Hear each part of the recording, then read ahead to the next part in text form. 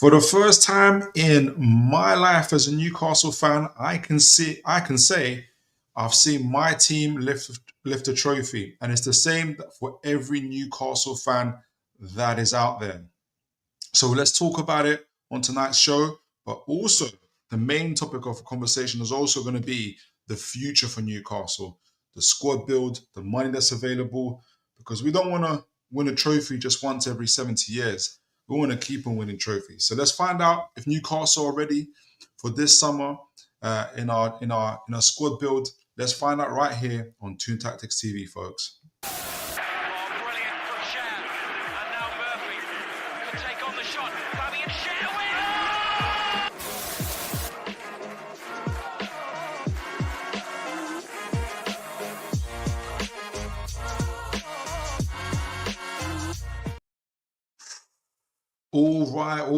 All right, guys. How are you doing? And I'll be honest with you, as I'm talking to you guys since Sunday, it hasn't sunk in.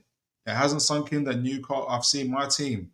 I've seen our team, Newcastle United, lift a trophy, lift a domestic trophy, the League Cup. Um,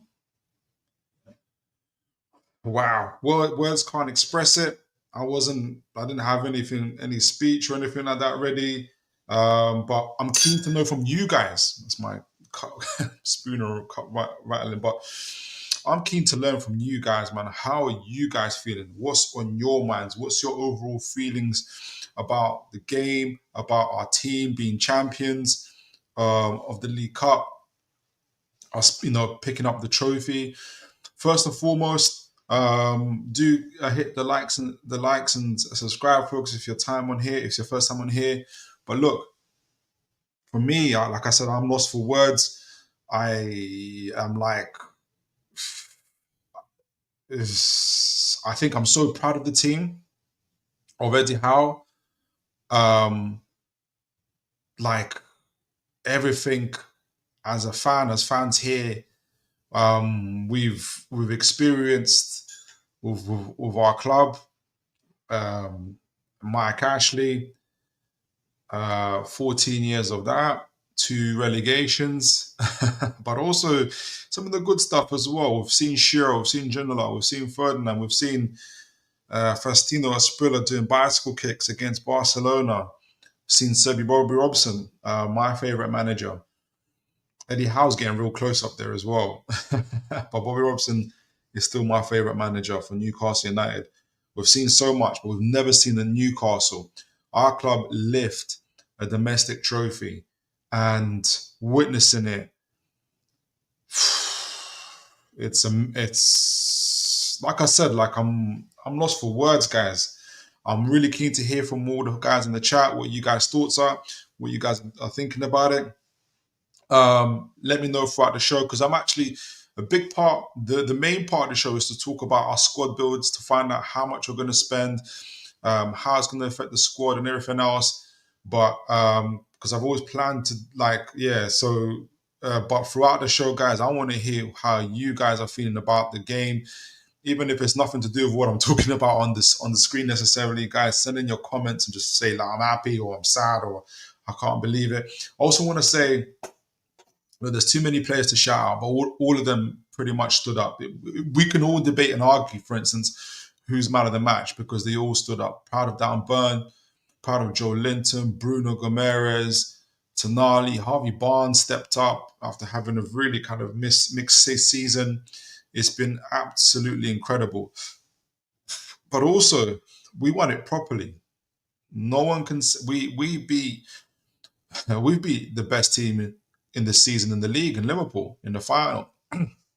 We also beat the second best team in the Premier League, in Arsenal twice, home and away, 2-0 both times. We beat Chelsea, currently sitting fourth, and spent £1.5 billion in the same roughly around the same period of time, where we didn't spend any money on any first team players in the last 18 months. I know Chelsea's probably about 3 years or so, but essentially half of those seasons, Newcastle didn't buy one first team player. We beat Forest away, to open up the campaign, who are currently sitting third in the league. Obviously beat Brentford as well, who are forcing themselves. And obviously we only played one non-Premier League team in Wimbledon. Like, no one can say that, we got the luckiest draws. No one can say that we parked the bus. We were fighting for it. We were just fortunate. People peppered our goal, whether it's Arsenal, Man United, Liverpool, whoever we played. We deserved every victory to win in the cup. And I want to say big up to Eddie Howe. Forever he's been, I don't know why, forever he's been, but I'm glad, maybe it's a secret weapon, but forever he's been put down, he's been looked down upon by fans, sometimes even Newcastle fans, to be honest, but even, especially fans from rival clubs. He's not the guy to take us over the line. He's another Mark Hughes, this, that, and the other. And he's proven everybody wrong. I don't think he's focused on proving people wrong. I think he's focused on being better. I think that's his main thing and his drive. But at 18 months, no first team player signed. A previous season of hellish injuries where he finished 7th. He rescued us from relegation. He got us to the Champions League. And like I said, 18 months, no player signed. Now he's won the League Cup. I don't know how many managers, I don't care what level they are, can say they can do that. I don't know how many managers can say hand on heart that they could take Newcastle, where we're currently sitting 6th in the league, 1 point behind Champions League, without spending any money on a first team player in 18 months, and win the League Cup on top of that. I don't know any. I don't know how last season, when Newcastle literally had nearly 8 to 10 injuries throughout the season, and we still get to 7th. A lot of managers are experiencing injuries right now. And the only reason we didn't get into Europe is because obviously Man United won the FA Cup. I don't know many managers that can do that. Now people can see how hard it is, if they didn't know before, of what it's like when you have 7, 8, 9, 10 injuries throughout the season. And now you get to see what real coaching is about. But anyhow, again, people are saying, he's still looking down at him. Now, like I always say, my allegiance is always to Newcastle United. So whoever the managers of Newcastle United, as long as they're performing well and doing right, I will always back them. And Eddie Howe is, for me, not overperforming.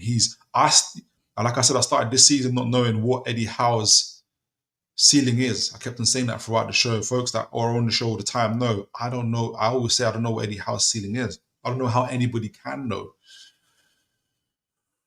And he's broken another level. He's got us over the line when everybody said that he wouldn't. I don't know how many players' lives he's developed and changed. Joe Linton, Anthony Gordon, Tino Livramento, Lewis Hall. The list just keeps on going on and on and on and on. So, big up to Eddie Howe, incredible manager.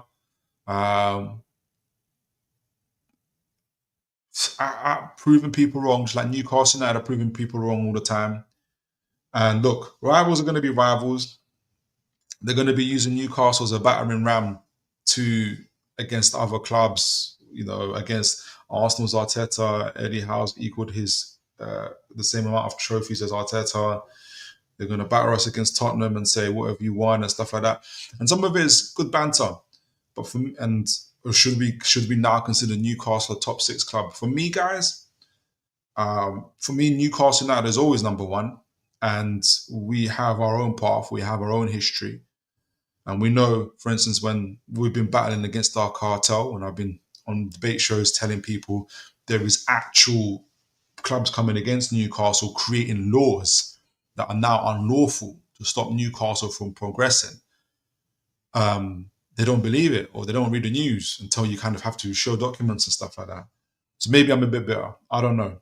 But for me, Newcastle United, for me, don't have to be part of any big six or any boy, or to be used, or our victory after 70 years. For me, I don't want to spoil it by using it as a battering ram against any other club. This is Newcastle. This is our history. This is our love for the club.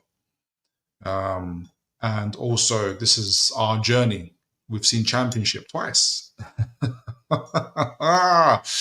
If you need any advice on how to navigate the Championship, we can give it to you. And the relegation zone as well. And to see the rise of Newcastle, just like Joe Linton. He said it's the worst signing in the Premier League history 4 or 5 years ago, deservedly so. To see the turnaround, just like Joe Linton, Newcastle have turned it around. And I just want to say that Newcastle, we're making our own history. And I couldn't be more proud of the team. I couldn't be more proud of Eddie Howe. I couldn't be more proud of the fans. Goodness gracious, did we set an atmosphere. How many fans of their own clubs are saying, why can't our fans be like Newcastle fans? Essentially, without saying it. They took over Wembley. They did this. I couldn't be more proud. I couldn't be more proud. Not just that we won a trophy, but I couldn't be more proud to be a Newcastle fan. I couldn't be more proud of our gaffer. Couldn't be more proud of our players. And I couldn't be more proud to have a channel with you guys to be talking about all things Newcastle. So, guys, there's already lots of comments in the chat. Lots of comments in the chats. Keep sending them in. Let me know how you feel, what you're going through. Like I said, I've said a lot, but I feel like I've waffled and mumbled through it. Like I said, it's still sinking in. Going to be talking about squad building. Going to be talking about transfers. But guys, no matter what I'm talking about, keep sending in your comments. Keep talking to each other. Let us know how you're feeling. Where were you when Newcastle won our first trophy in 70 years? Let us know. Let us know. All right, so before I get started on tonight's show, let me see who's in the chats. Wojo, good to see you, sir. God bless you. I hope you're having a great week. Phil, congrats on the tune. Thank you so much, sir. Well deserved and genuinely happy for you guys. I appreciate you, sir. Really appreciate it. And that means a lot, especially when it comes from a rival fan.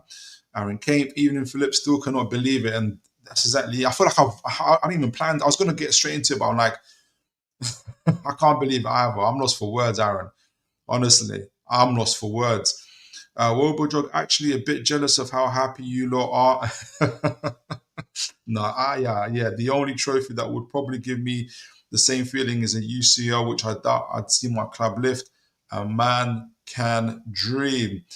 Do you know what, Wobojog? And I just hope that it's difficult, and I can only imagine if clubs have won more, if you've seen your club lift multiple trophies and stuff like that, maybe you can't recreate the same feeling of, like us, and like myself, like and us here, like we've seen the first trophy in our lifetimes. But I hope I never get, me personally, I'm going to do my utmost, no matter how many trophies Newcastle win or don't win, but for the sake of this argument, no matter how many we win, no matter what trophies we win, whether it's a League Cup, FA Cup, Champions League, Premier Leagues, I hope that I still celebrate it and I still love it, because it's football and it's fun. It's supposed to be fun. It's supposed to be entertainment. And if I've seen fans who've won domestic doubles, FA Cups, and League Cups in the same season, but they've called their season a failure because they didn't win the league. And they're upset and they're cussing their owners and stuff like that. And I'm like, I pray to the God Almighty, I never turn out to be like that. Honestly speaking, guys, I don't have the experience of some of the fans who have seen lift multiple trophies. So maybe they can only speak for themselves, but I honestly pray that I never become like that. And I know I won't be able to take in every trophy like the way we've taken in this League Cup, because the first one is always going to be different. But it's football, man. It's football. Don't let nobody play down your achievements. Don't people say, "Oh, you just won the League Cup. That season was a failure." I can't get into those. I can't get into that. I can't get into that way of thinking as a fan. I'm not saying that you are Wilbur, but I'm just your what you said just got me on that pathway. Christopher Hoskin, good to see you, sir. God bless you, Philip. I'm happy for the cup. It's seeing in a Jew era, but I hope it doesn't make us forget what we need. I don't know what that means. To 6 players for Europe next season, we have to qualify. Oh, sorry, predicted. Oh, okay. Predicted text new era. Oh, it's a new. I was like, sheesh, you're gonna get me locked off, mate. It's in a new era, but I hope it doesn't make us forget. We need 5th for Europe. Yes, well, with 6 players for Europe next season. Yes, we need to qualify, but it's a start. Yes, absolutely. Christopher Hoskins, Philip. Now comes expectations. When the manager wins, it puts more pressure on Eddie to do better next season. Now, and with the clause in his contract, he gets 9 million a season if he gets us top 4. Yeah, it's all part of this. It's all part of. I'm sure there's always pressure being a Newcastle manager. I don't know if there's even a difference between raising expectations. I don't know if it's hot. It's hot. The pressure's deep. Like, I don't know if you can feel any difference. Aaron Kane, if we deserve this after years and years of neglect, couldn't be proud of everyone involved. I fully agree with that. One of the best days of my life, seeing us lift the trophy. Hope is the start of many. And speaking of that, we're going to get onto it right now. Richie T, special time to be a Toon fan. Loving the hat as well, Philip. Appreciate you, Richie. Yes, absolutely. Hopefully, as Toon Tactics TV gets bigger, we'll get more of these hats. Like, if you guys like these hats, we'll start producing them and sending them to folks. Let me know if you guys like the hats. Then I will try and produce more for you folks. All right, so let's get on to it. And like I said, guys, yes, I'm talking about squad building and I'm talking about finances and stuff like that. But look, like, sending, like, how you feeling about the trophy? How you feeling about the cup win? Don't feel like you're taking us off topic. Like, no, it's all of it. You can't. It's a historical thing. Let's do it. Make sure you do talk about it. Make sure you let us know how you feel. Right. So I've taken a long time to prepare for this. Partly because I'm not no finance expert at all. I'm not even good at maths.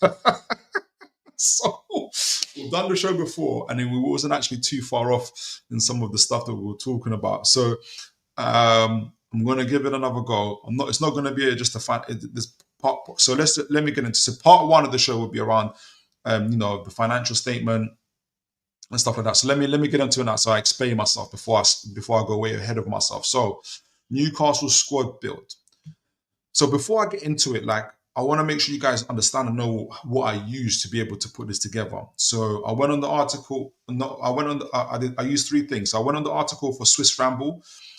For those of you that don't know, it's essentially like a website where it says, analyzing the business of football, looking at the strategies and finances of football clubs from the major European leagues, I think that's going to say. So it's like, these are financial expert guys. They know what they're talking about when they're talking about finances and everything else like that. So I used what their analysis of Newcastle's, and that's the next part I used, Newcastle United's official financial. So Newcastle United's financial results for 2024. So Swiss Ramble and other professional expert guys analyzed Newcastle's financial statements. They gave their views on it and everything else. And so I've used Swiss Ramble, I've used our financial statements, and most importantly, I've used AI. And I used AI to basically explain to me a number of questions that I had about the finance, about Newcastle, really simple ones. So if you guys are thinking about, I'm going to talk about how Newcastle did the revenue growth, and I'm not going to be, I really just, all I want to know is this. Let me make sure you guys can see that. Can you guys see that? Yeah, let me zoom in a bit so you guys, that looks small. All right, so really what I want to know is this. Let me zoom in. Right, so it's split into 2 halves. The financial stuff, so NUFC announced their financial statement. So what do I want to know? But the question is, how much can Newcastle United spend? Out of all the things, out of all the statements and everything else, I just want to know, how much can Newcastle United spend? And that's what I was going through when I was going on AI, when I was analyzing Swiss Ramble's assessment of the financial statement, and as well as AI's assessment of the financial statement. So I used AI, how AI kind of assess Newcastle's finances. Swiss Ramble put it together, and their results are really quite close as well. But I just wanted to know really simple questions that I can bring to you guys, which is so how much can Newcastle spend, including how many players will they need to sell to ensure they leave themselves with a PSR financial headroom. And you would hear me talk about financial headroom or headroom quite a lot, which basically means is we know that, for instance, the PSR threshold is £105 million. So the headroom I'm talking about is how before Newcastle reached £105 million, how much headroom do they have? So a lot of the predictions I'm making is based on Newcastle being 10 million away from the £105 million threshold. So that Newcastle so Newcastle at 95 million basically. So they give themselves a £10 million that £10 million financial headroom, so we don't breach. So we're not on the phone in the summer to Anthony Gordon saying we have to sell you because we breached the PSR. So whenever I'm talking about headroom, it's talking about that gap between 105 million and what it is before. So, but I'm going to be talking about it within the context of Newcastle saying, the owner saying, let's leave ourselves with 10 million before we reach 105 million. I don't know if the owners are going to do that. That's the speculative part of my half. So there's a couple of speculations I'm going to be talking about, which is the owner saying, I'm guessing the owners are going to push the PSR threshold as far as they can. So they're going to give themselves a £10 million threshold, so around £95 million. And I'm going to be talking, as you guys will see later on, with the assumption that Newcastle's revenue is also going to continue going up. So at the moment it's 320. First I started off to that's a fact. It is 320. That's what the financial statement said. We're projecting that it's going to go up to 350 and possibly 360, 365 now that Newcastle have won the Carabao Cup and Newcastle are in Europe, especially Europa League. So we know we're in Europa League, but we don't know yet if we're in the Champions League. So when I'm talking about projecting Newcastle spend from this summer onwards, it's with the idea that Newcastle's revenue is going to go up, and the headroom that the financial headroom that the owners are looking for is about £10 million. That's a speculative part from my part as well. And our last question is how could this impact the squad? So player sales, who's going to get sold, and what impact is that going to have on the squad essentially? And that leads on to the second part of the show. We're going to be talking about the squad build itself. So NUFC, and I said NUFC announced they will sign 4 players. And that's not like officially. They're not going to see it on an official website, but the top tier journalists. So you guys know, well, for those that don't know, I always reference Mark Douglas from the Iron newspaper, who had a 19-minute interview, an hour and a half minute interview with Paul Mitchell, the only journalist in this land who has been able to sit down for an hour and a half with Paul Mitchell and have an interview. And so Mark Douglas has said Newcastle are looking for 4 players. Craig Hope, who I regard as a tier 1 journalist, especially all Newcastle United, has also stated that Newcastle are looking for 4 players, 4 signings. Both agree that it's going to be and Luke Edwards as well from the Telegraph. But mainly I'm looking at Mark Douglas and Craig Hope. Both said that Newcastle are looking for 4 signings: a striker, a right wing forward, a centre back, and a goalkeeper. And even Craig Hope has gone as far to say, for instance, as you guys know, the last few weeks, say that James Trafford, Newcastle expect to have James Trafford to sign James Trafford this summer without any hitches. So that's in terms of a journalism world and everything else, because the amount of stick they get, because if James for getting things wrong, because if James Trafford doesn't come now, Craig Hope is going to get absolute stick for it. So for him to go as far as to say Newcastle expect James Trafford to sign for them without any hitches, it's almost near uncertainty. So that's a big thing. So the top tier journalists, and they could be wrong, are saying NUFC are going to sign 4 players, and it's going to be those positions. So we surmise that NUFC will need an average. So when I speak about this, and this is the part where I talk about the squad build. So this is me surmising. And you guys have been on previous shows. So in a previous show, I said that in order to get these 4 players, I said Newcastle got to average will have to spend on average about 133 pounds and 133 million pounds, excuse me, in total. And how I worked that out was via the players that we were linked to. So, for instance, we're very heavily linked to Mbeumo, who costs about 50 million. We're also heavily linked with Magnus Akliouche, who's worth about 20-25 million. So therefore, I took the average from those type of players and kind of from those kind of links and kind of put them all together, like Mark Gahey and Juma Bar. And we've now know that Newcastle were linked to Juma Bar. That's been confirmed, as well as obviously Kosanov as well, who tried to buy. And I looked at the average. Juma Bar was worth about £10 million because of his option to buy. And obviously Mark Gahey was rumored around 55 million. So I took the average between that. So I'm looking at what Newcastle, the type of prices Newcastle are looking at. So they've bid for Mark Gahey, for instance, but they've also been linked to with a Juma Bar, which tells me that Newcastle are willing to spend for a defender somewhere between 10 to 55 million. So I averaged it out. Same for a goalkeeper. And this is in the previous show, where at a time when they tried to buy James Trafford, he was around, they tried to buy him for about 16 million, 12 to 16 million. And they was also looking at Lucas Chevalier, who's around 20-25 million. So I averaged it out. What is the price in between that? And I put it all together. The striker part, and this is what, and I've updated this. The striker part is where I've changed my calculations a little bit. Because I was looking at João Pedro, Hugo Ekitike, that type of thing. And that's why it kind of was 100. That's why the overall transfer spend, I believe, that Newcastle will need was around 133 million pounds. So it's either Newcastle go for like the lower end, which is like 82 million pound combined, or the higher end, which is 185 million pound combined. So I don't think either of them, those extreme options, are likely. I don't think Newcastle are going to just buy really project players with no Premier League experience. I think they're going to get a mix of players with gems of young players outside the Premier League, but also maybe like an Mbeumo or a Gahey or whatnot. So it's going to be a mix, and that all averages out to 133 million pounds. But since that time, obviously players have come and gone.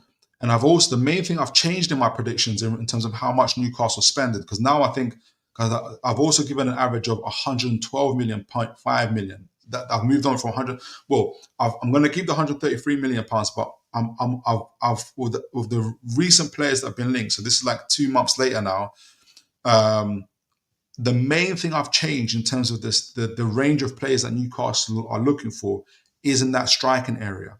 So I don't think Newcastle necessarily are looking for another João Pedro, Hugo Ekitike, who are going to cost 40, 50, 60 million pounds more. With the recent kind of links that we've had, which is, like we've mentioned in the previous shows, Tieno Barry, Emmanuel Omega, for instance, Asane Jao, obviously, is a right-wing Welshman as well. These are players, these are younger players, 18, 19, 20, 21, 22 years old, actually 21, 22, 23 years old players, who are all ranging between, and I've zoomed them a little bit, who are all ranging between 15 to 25 million pounds. So I think Newcastle are looking for younger players, especially in the striking area and possibly the right wing forward. This is just me speculating. So I've said that. So I feel like now Newcastle are likely to spend about 112.5 million this summer. So why do I mention this? Going back to the finances, because when you hear me say, for instance, you're gonna hear me talk about Newcastle either having to sell this amount of players to be able to spend 112 million pounds, or this amount of players to be able to spend 133 million pounds. It's referring back to my earlier speculations about how much I think Philip here thinks Newcastle need for the player to spend on the players that they've been linked to, like an average overall. So I hope that part makes sense. So, okay, let's get into it. We're still talking about the financial part and what it means. So how much can Newcastle spend? Let me just quickly go to the comments in case anybody has said anything, any question, any comments and anything like that. Richard T's doing, I'm doing a stadium tour on Saturday. at St James's Park. Well done, mate. Got to do it. Football team coach, I've heard the trophy will be there. Brilliant. Philip, I hope we do loans to buy. Yes, so we're talking about that as well. We in 3 more first team players and get young talent to develop. Yes. Totally agree. Philip, we are not in the Europa League. We are in the Conference League. Or is it the Conference League? Okay. I'll have to double check that. Yeah, okay. I thought it was the Europa League. Hugo looks good. He does. He looks amazing. I'll double check I'll double check the Europa League stuff and see that's stuff that's good to know. I appreciate you, Christopher, for letting me know. Right, so back to it. Let's hit off with the financial stuff first. So my main thing, like I said, I'm not going to be talking about the complex stuff of revenue because I don't know. All I want to know is how much can Newcastle spend, how much do they have to sell in order to spend what they want, and how could this impact the overall squad before we talk about the squad and everything else. Right, so there's 3 main parts to this. Let me make sure. Oh gosh, getting the zoom right is difficult. It is difficult. All right, let me make sure you guys can see this. Yes, you can. Right, so the main thing is £120 million cut-off point calculation. So what does that mean? Essentially, this is just an extreme example of something, which is this is how much Newcastle can spend without selling any player, without selling any players, and without having the financial headroom. So spending right up to 105 million without selling any players, Newcastle can spend about 120 million, which would be stupid, right? So I've made an extreme point to explain why Newcastle have to sell players, and it's stupid for the same reasons as, for instance, just that it was stupid in the summer that just gone by when we overestimated ourselves and we ended up being 70 million pounds over the threshold because the players we wanted to sell didn't want to go, and we had to sell our bright talents in Minte and Anderson. But we were also on the phone to Anthony Gordon saying we might have to sell him too. So Newcastle aren't going to have a summer where they can spend 120 million pounds and make no sales and reach right to the point of the PSR threshold, because and I had to be like direct to that because that would be stupid, that would be negligent, that would be not the thing to do. So that's how much Newcastle can spend when you look at what the financial statements, and when you look at then Swiss Ramble and what AI has reported. But it's not what they're going to do. They're not going to spend 120 million pounds, go all the way up to the PSR threshold, and not make any player sales. They're not going to do that. That's why Paul Mitchell is there. So then I worked out the other part according to the what I think Philip thinks, what Newcastle, how much Newcastle need to spend in terms of the average, in terms of having the four players that they want. So how much in player sales for 112 million pounds? How many? So how much if Newcastle are going to spend 112.5 million on 4 players, right? And they want to be responsible and leave themselves of 10, at least to the point of 10 million pounds of financial headroom, so around 95 million rather than 105 million. How much can Newcastle spend? This is taken into account, and thank you for asking for saying around the Europa League, because I use Europa League calculations, so maybe that goes a little bit down as well. So how much can Newcastle spend? How many player sales do Newcastle have to make if they want to be able to spend 112.5 million on 4 players and have a 10 million pound financial headroom? Newcastle would have to sell 31.9 million pound worth of players. So that's what I can expect. Reading Swiss Ramble, reading the financial statements, and using AI to be able to put all these calculations together, Newcastle, if they want to spend 112 million, which I've, now that I've updated it, then they could do 112.5 million. Newcastle will have to sell 31.9 million pounds on the 4 players they want, and to still be responsible to have the £10 million threshold. I've also used, so that's I want you guys to know that. So when we're looking at the squad, and when I'm looking at the squad and I'm looking at players that could stay, could go, Newcastle have to sell certain players. So that's how I'll be looking at it now as well as a club. The other thing, obviously, I've also used the calculations for how many players would Newcastle have to sell if they had to spend £133 million, which was my earlier calculations about, was it a month ago, 6 weeks ago, around in terms of the players that we were linked to. How much would Newcastle have to spend? How many players would Newcastle have to sell if they wanted to buy up to £133 million worth of players? So 4 players for £133 million. Newcastle would have to sell 51.5 million. It would have to make 51.5 million in player sales. So 4 players coming in for £133 million, and then there would have to be, and Newcastle would also have to, and for Newcastle to do that and to have £10 million financial headroom, they would have to sell 51.5 million in player sales. Now that could be one player, and we have a few players that cost that much, but we don't want to sell them. That could be one player, or that could be 2, 3, 4 players. Right, so that's not, it's not set in stone. Obviously, we don't know who exactly it's going to be, but we've got some indications from, again, the newspaper, which I'm going to talk about. So my conclusion is, and obviously before I've been kind of explained about it. My conclusion was that Europa League and Carabao Cup revenue. So this is again according to the predicted revenue, which is going to be around 360 to 365. That's predicted. It's not set in stone. The factual revenue is 320.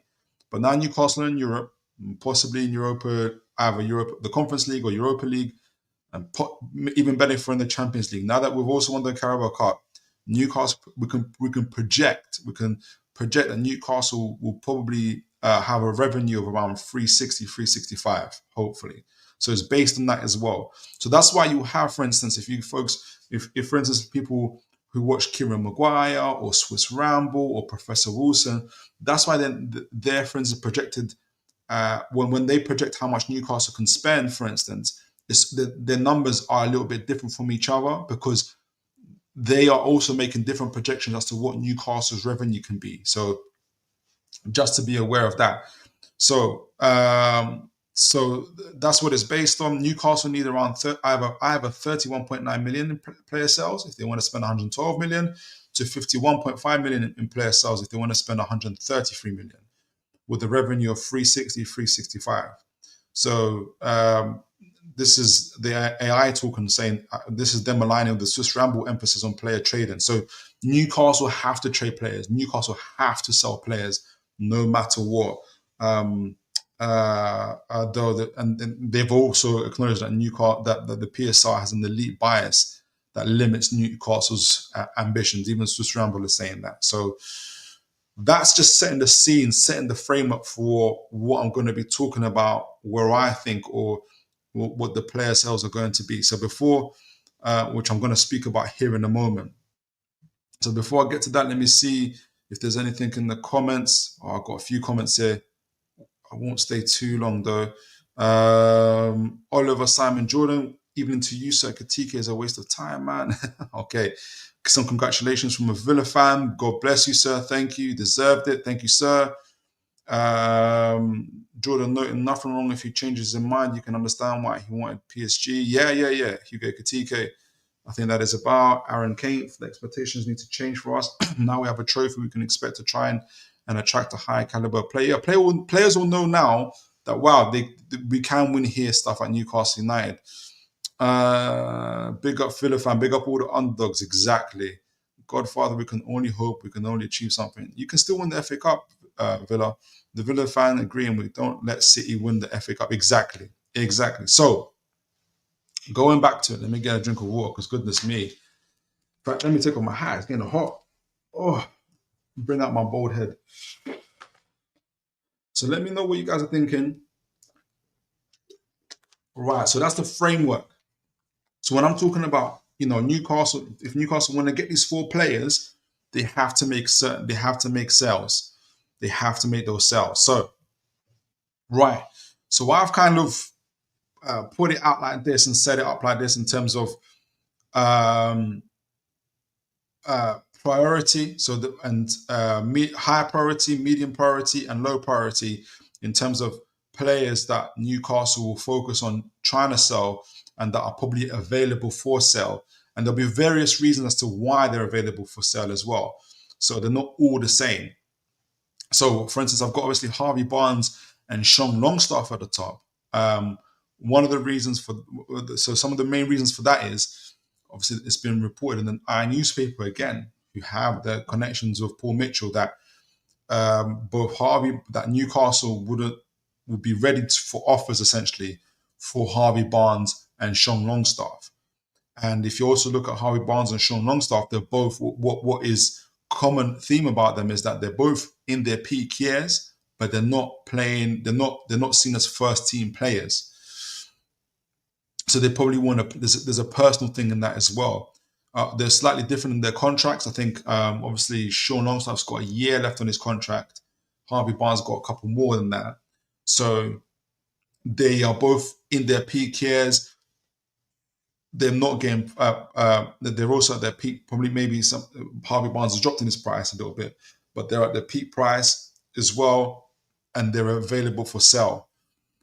And that will make sense for Newcastle. So I've put them as high priority. Matt Target's slightly different.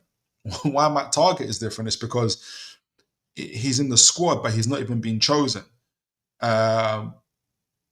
You would have seen, for instance, in the cup final, we've lost Lewis Hall for the rest of the season. It's not Matt Target that's as left back. It's Livramento.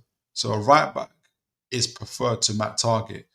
Lloyd Kelly was preferred to Matt Target, and obviously Lewis Hall was preferred to Matt Target. Matt Target is like 4th choice left back, and he's also in his final year of his contract as well.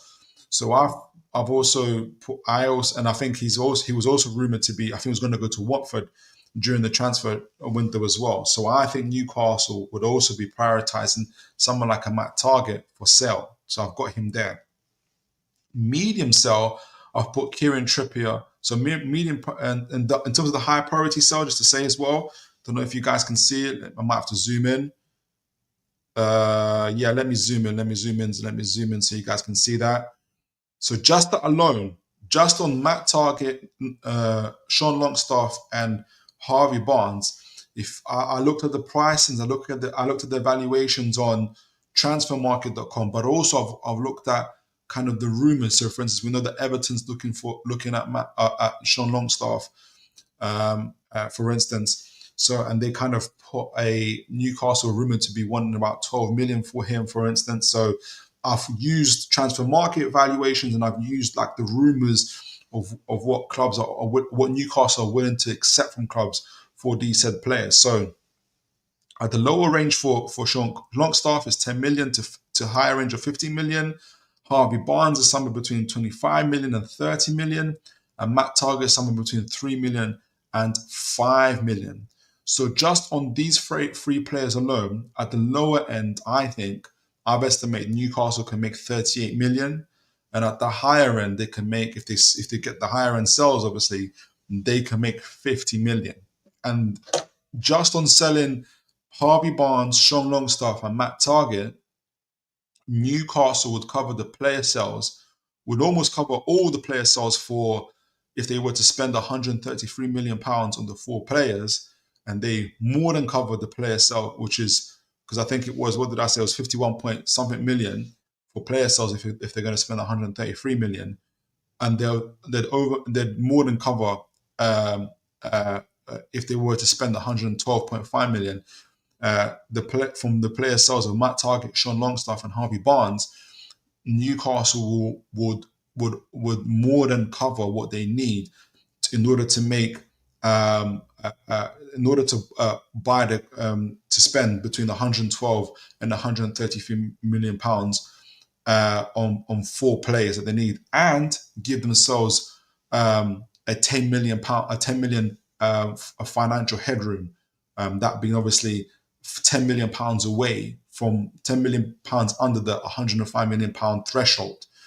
So if Newcastle were to do that, I think there's also obviously far less need for them to sell other players.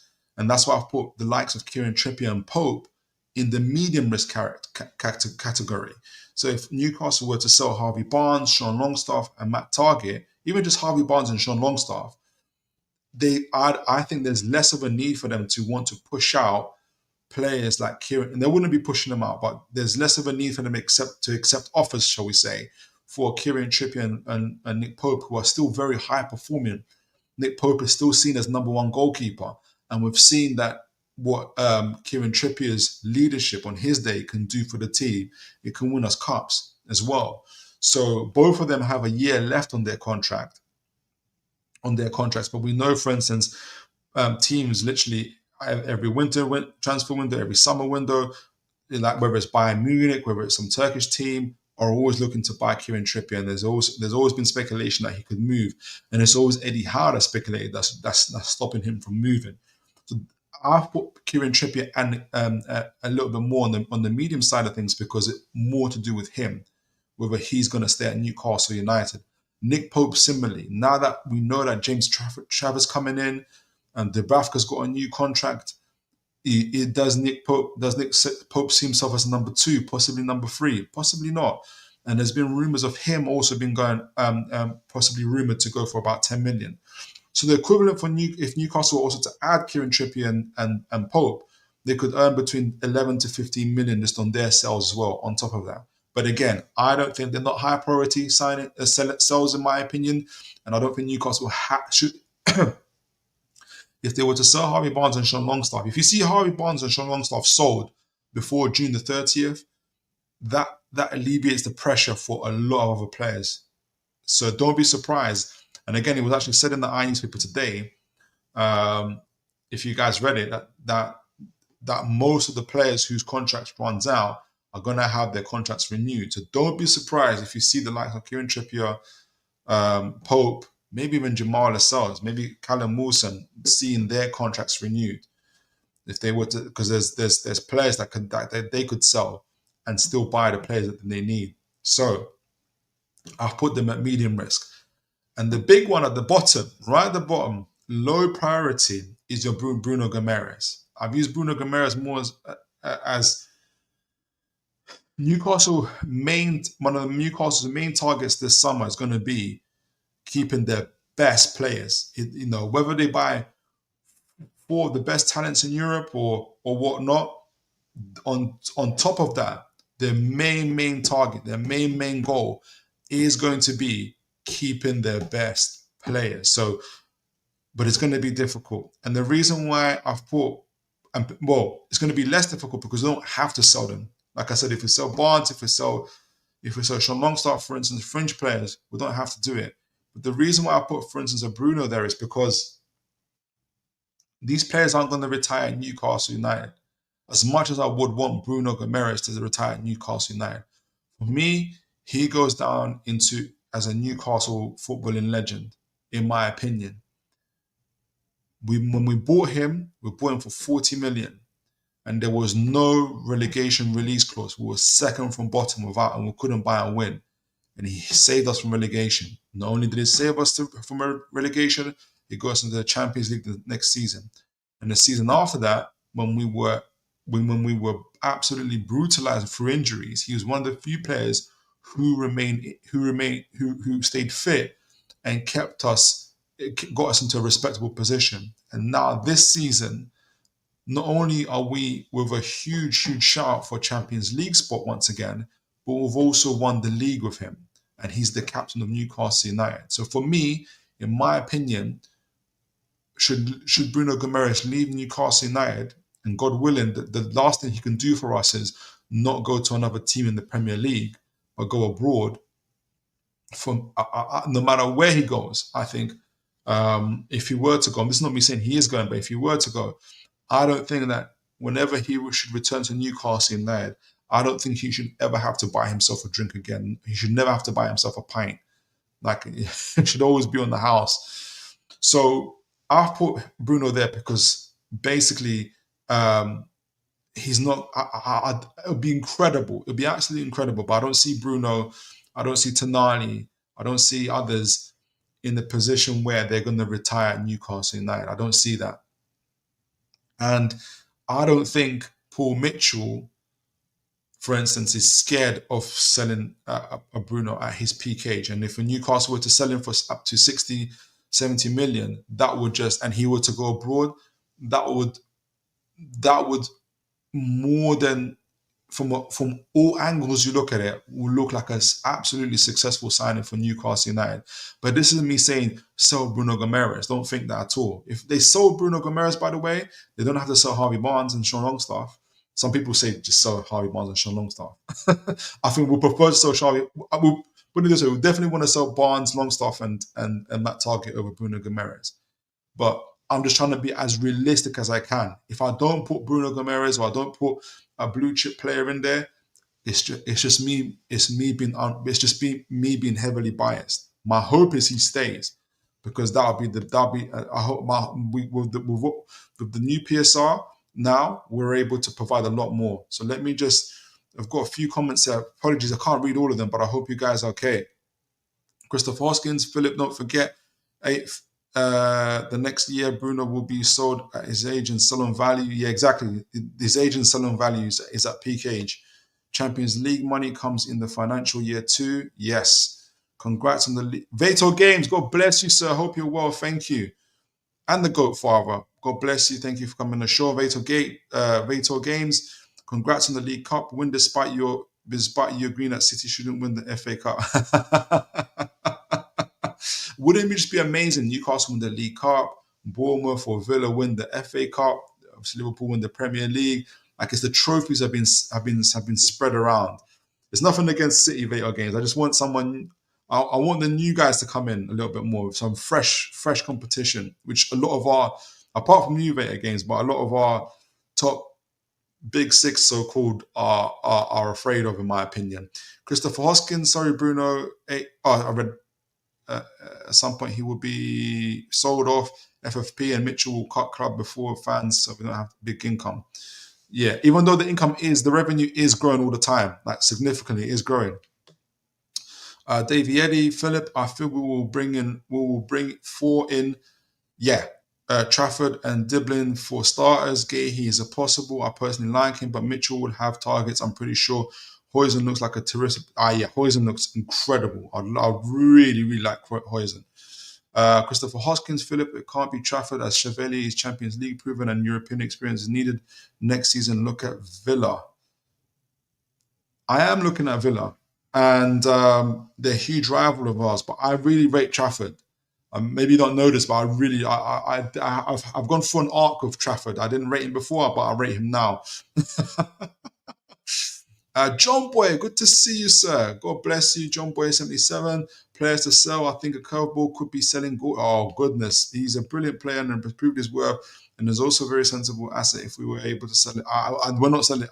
I really hope not, John Boy, honestly. All right, one more now. I know, and guys, keep sending your. I'll try and get to as many possible. Going back, Lee. God bless you, Lee. Going back to the beginning to watch the full show, buddy. I don't know how I feel, buddy. At the final whistle, I drop to my knees, I think, and shout yes, and my liver is recovering. I love that, Lee. I love that. God bless you. Thank you for sharing that.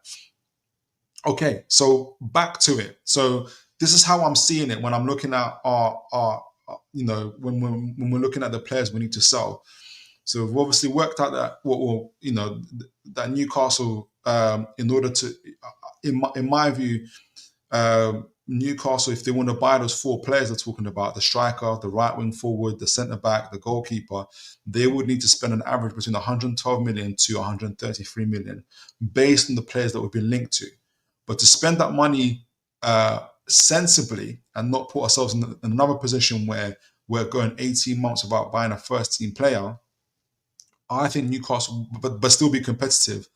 I'm speculating. I'm hypothesizing that Newcastle will want to give themselves about £10 million of financial headroom.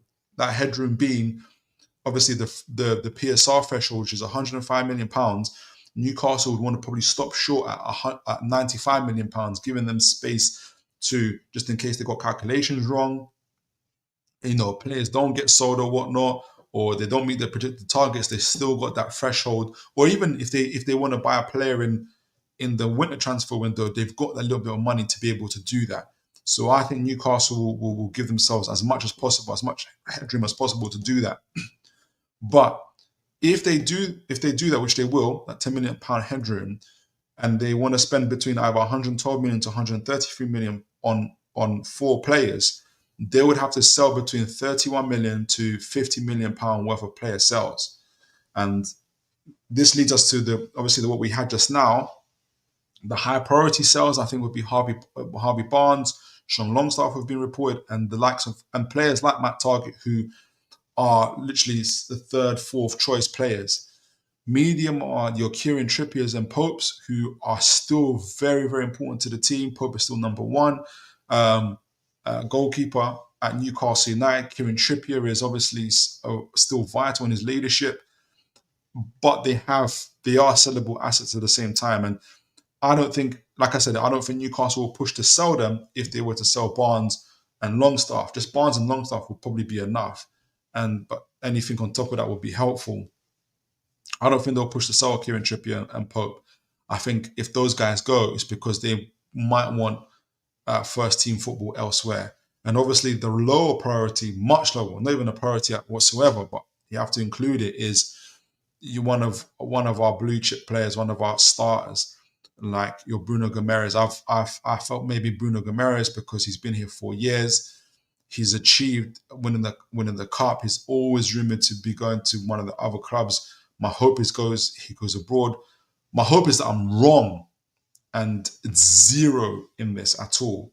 But I'm just trying to be realistic. So what does that mean in terms of these player sales, and what we've kind of talked about, who's likely to stay or go, and where are the gaps? So where are the gaps, and what could it mean? I want to be able to talk about that, because it's going to have an impact on our squad. Selling these players, not just whether it's Longstaff, Barnes, Kieran Trippier, whoever, is going to leave us with a gap. So I've put, obviously, from the goalkeeping department, I've put obviously Pope, Vladikarmas. I hope we'll get to sell him, but he seems to be able to choose when he wants to go.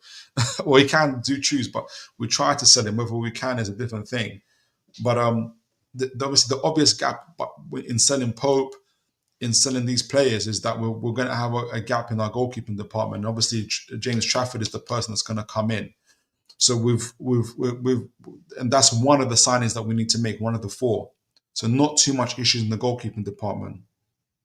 In the defensive department, the main issue I have is in selling Matt Targett, on top of already selling Lloyd Kelly in the transfer window, is that there is no cover for Lewis Hall in terms of a natural left back or left wing back.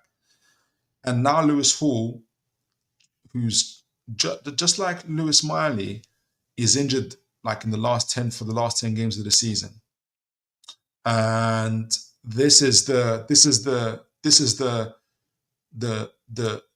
consequences of not having proper squad rotation, which we're going to talk about in the future. So that leaves a gap by selling those players. We know that Livramento can play left back, but it's not ideal. It's not ideal that we have him there. You want him to be able to play in his favoured position.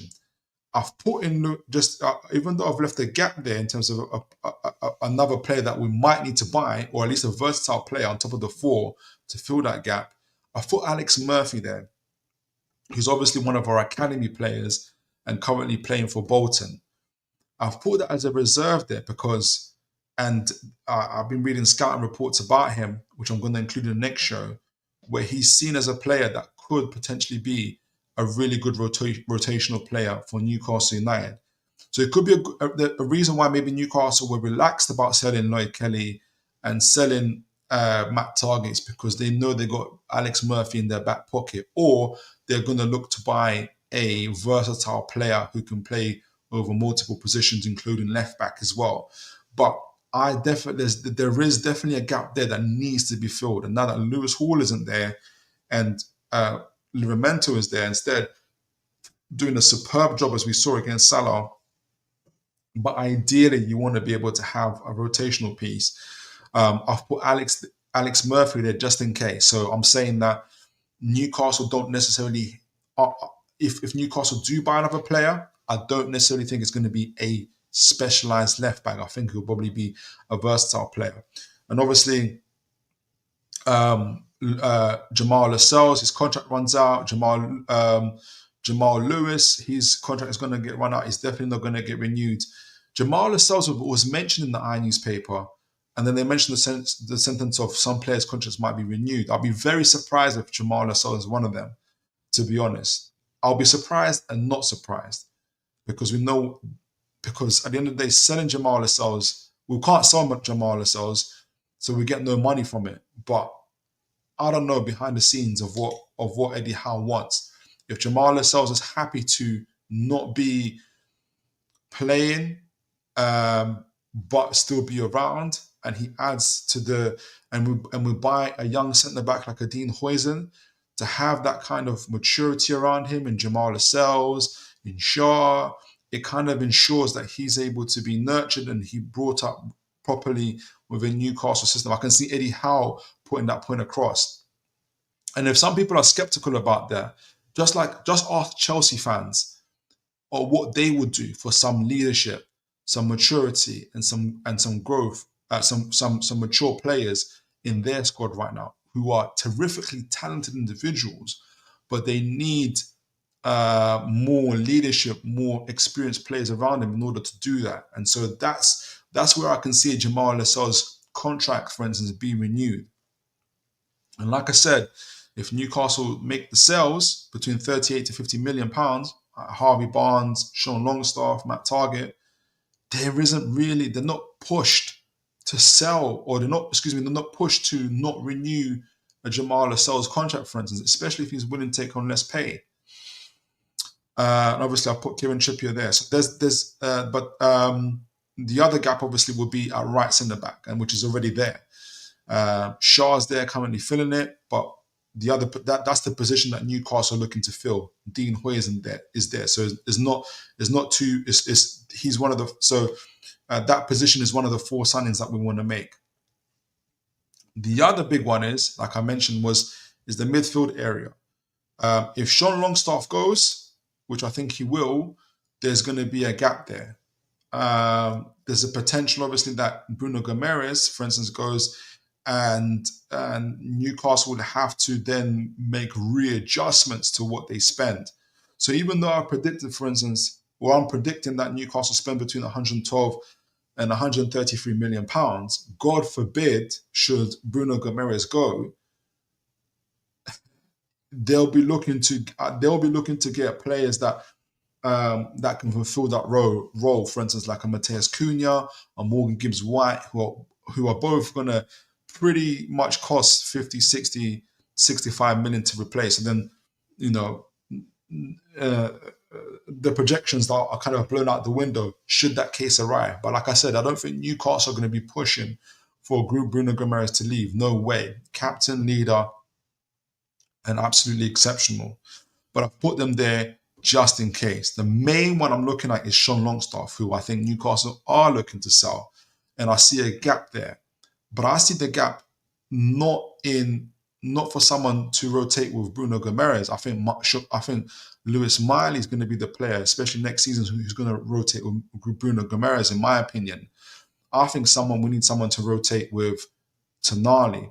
And obviously, I think the likes of a Marcus Tavernier, we've spoken about before, from Bournemouth, would be ideal for that, because he's a versatile player who can play central midfield, left back, left wing back, which is what he was brought in to do when he was first brought into Bournemouth, and he played in that role for Middlesbrough as well. People forget that.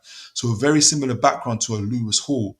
Both of them started as centre midfielders or DMs, ended up playing as left backs. He's currently playing more like central midfield, left wing, and sometimes right midfield for Bournemouth. So he's tremendously versatile. So someone like a Marcus Tavernier, but he has really good characteristics similar to in terms of being able to retain the ball, tackling, take-ons, dribbling. Recovery pace is very, very good, which is what we're looking for in number 6. So he has those type of raw characteristics that I think are a little bit more enhanced in comparison to a Lewis Miley, which I think Newcastle could use. So if there is a fifth signing Newcastle make, I think it would be a versatile player in the mold and the profile of a Marcus Tavernier. Now, it could be that if Newcastle can strike a deal, for instance, I'm just looking, it doesn't have to be Marcus Tavernier, it could be any player. But if Newcastle were to strike a deal to say, for instance, a loan to buy option, like quite a high initial loan fee, they're rumored to be, you guys would have seen that Graham Bailey from TBR said that Newcastle talking to Bournemouth and a deal of around 20 million. Newcastle might not want to spend that 20 million now because obviously they've set how much they want to spend. They might come up with a deal where, we'll do a loan obligation to buy 20 million, but we'll pay you, 5 to 8 million, 5 million right now to make it worth your while, Bournemouth, for instance, that kind of deal. So it doesn't appear on the books now. So I kind of foresee that. For me personally, I think Newcastle have to buy this type of profile of player. It doesn't have to be Marcus Tavernier if people don't like him. But I think he has to be a versatile player who can cover multiple positions in the midfield and definitely in the left-back area. Because we've sold Lloyd Kelly, Matt Targett's not up to par, and we're looking to sell him too. There's nobody, unless Alex Murphy proves to be something great. Well, not great, but at least a rotational piece. And even then, I think Eddie Howe we know how Eddie Howe is with young players. It's going to take a minute to really settle in. I think we need the Marcus Tavernier in the meantime. So I foresee and I predict, in my opinion, that it would be 5 players rather than the 4. But that's just my add-on bit. And very similar, again, same thing with the striking department, but slightly different. Obviously, we know that we need the right wing forward. Newcastle have also said they want another striker. That's on top of what they've got currently. Now, we know Callum Wilson's contract is also running down this year as well. I've already put Harvey Barnes as up for sale.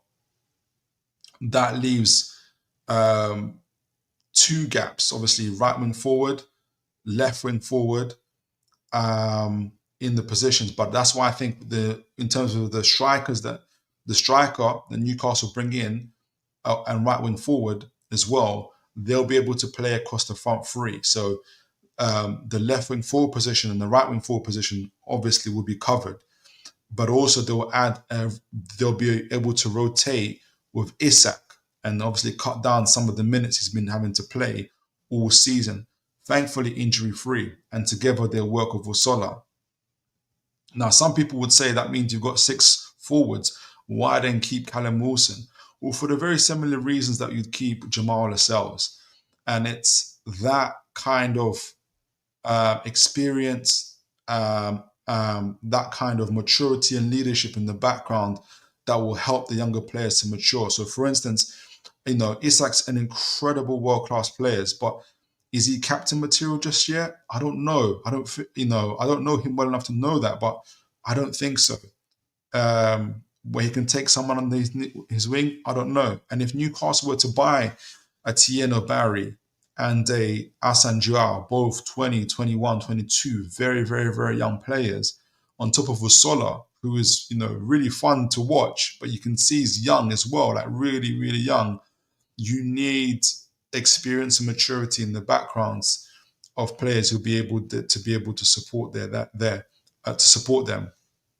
Can Newcastle afford it? Yes.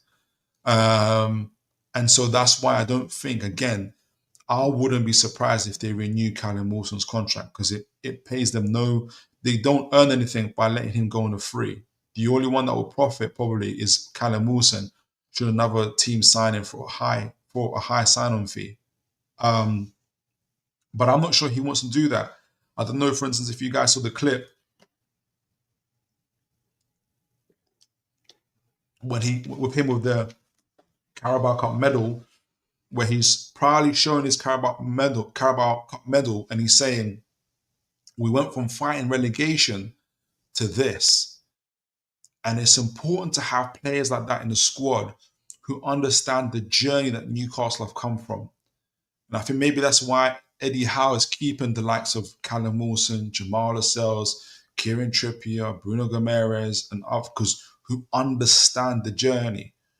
Because although Isak's incredible, Anthony Gordon's amazing, Sven Botman, they were there not necessarily when Newcastle were in the highs. Obviously, we're still battling, we're still trying to get somewhere, but they won't know the experience of fighting relegation. They won't know exactly what Callum Wilson's saying about the journey. And there is importance in that, because that's like the anchor for the ship of where Newcastle are going, knowing that there's a journey, knowing that there's a bigger picture here at play, and knowing where we've come from and where we're going to. So I wouldn't be surprised if Callum Wilson stays. Again, there's no financial benefit for Newcastle to sell him and to let him go. So with all of that said, my main point is then talking more and more about Newcastle's squad depth and squad rotation. Before I get into that and explain all of it and what it means, because I want to be able to also be able to see, so is it enough, is the question I want to be able to ask. With the 4 new signings and with the players that leave, is it enough for Newcastle next year in 25-26 to be able to compete on all 4 fronts, in Europe, in FA Cups, and League Cups, and in the league? Is it enough to just bring in 4 players and obviously make the number of sales that we have to make, or the sales that we prefer to make? Because we prefer to keep Bruno Gomes and obviously sell the fringe players instead. So that's the question I'm going to be answering. And the way I'm answering it is in regards to squad rotation and looking at the minutes that players are spending on the pitch. So before I go to that, we've got a few comments here, and I'm going to read that before moving on. Great comments, by the way. Lots of comments. Christopher Hoskin. Philip, the Cent our sponsors go up as we win Cup Prem. Can't slip risking sponsors if you win a trophy. Yes, I agree. And hopefully, I think that's what's been taken into account when AI was looking at Sir Stramble's account and our financial statements. But yes, Goat Father, keep trips for another season. I don't disagree with you, And I know we go for ups and downs. I know I'll go for ups and downs, especially when we're not in the best of forms. I'm like, oh, mate, we need to get rid of so-and-so. But I can see the value of it's very, to be able to, you're not gonna find experience like that again. John Boy, Target needs to come off wage bill, providing a keeper comes in, then Dubs or Pope will go. Trips should be given the option whether to stay or go. Yeah, I can see that. I agree with that. Lee, Kid, Eddie and the team and Bruno is on another level with fans, and Eddie will become world-class manager and be our Sir Alex Ferguson. I think I love that vision. I love that dream. Love it, love it, love it. Aaron Kane, the big hitters, none of them we are going to sell. Yes, that's the hope. Absolutely. Going to have an excess of 100 million, and we need to spend it wisely, strengthen 4 positions which need doing. Exactly. That's the hope. And with the League Cup win, hopefully Champions League as well, the momentum will be incredible. John Boy, Bruno is now the heart of our team, and it would be a huge wrench both for him and us. No chance. Same with Isak, Tonali, and Joe Linton. Yeah, exactly. That's exactly what I'm thinking.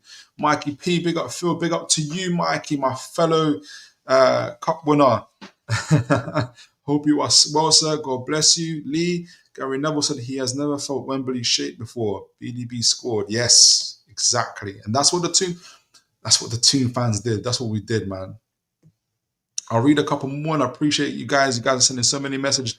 It's that I want to be able to make sure I don't lose track of what I'm saying. John Boy Bruno is now an NUFC legend. Yes, he is. Regardless of what happens later. Yes, absolutely. Adrian Pickett, God bless you, sir. Good to see you. Do we absolutely have to sell a blue chip? No, we don't. We don't. We don't have to absolutely, no.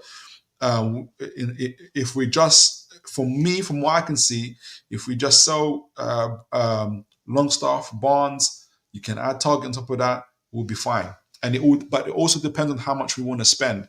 If we go beyond the 130 million that I'm talking about, which I don't think we will, you're then going head into a territory where you have to start selling either more players or one big player, in my opinion.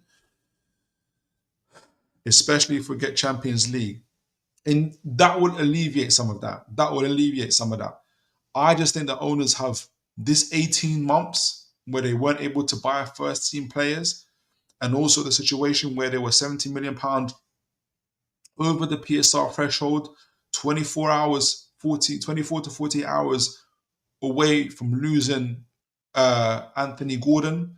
Remember, our newspaper reported that Newcastle were in the deal got as far as Newcastle discussing payment structures of Liverpool. That means fees were agreed. That means personal terms were agreed. All they were doing is payment. That Newcastle were 48 hours away from selling Anthony Gordon. The owners, the fans, the club, the players, the manager do not want to go through that again. So even with the Champions League, even with the League Cup money, the revenue, I think they'll be wise and try to, not break it if they can. They will do everything they can not to do that again, because they're not going to be able to get this chance again. One more question, I'll go back to it in terms of the squad depth and the squad rotation. Davey Eddie, Philip, there are 3 clubs in the FA Cup: Brighton, Bournemouth and Fulham. None of them have ever won a trophy. This could be a season where that would be so amazing. Honestly, that'd be absolutely sorry Rated Games, but I would love for Bournemouth to beat you guys and to win a trophy as well. That'd be absolutely amazing. Absolutely amazing. So with everything that we've said, looking at, like I said, I'm looking at our squad depth and the squad rotation. I'm going to explain it to you guys. I'm looking at what it means. So I'm not looking necessarily, some people might say this player is more talented than the other, that player has more GA. I'm not looking at those metrics when I'm looking at squad depth. I'm literally looking at squad rotation and minutes on the pitch. That is how I'm judging Newcastle squad depth. You guys would have seen it before. This is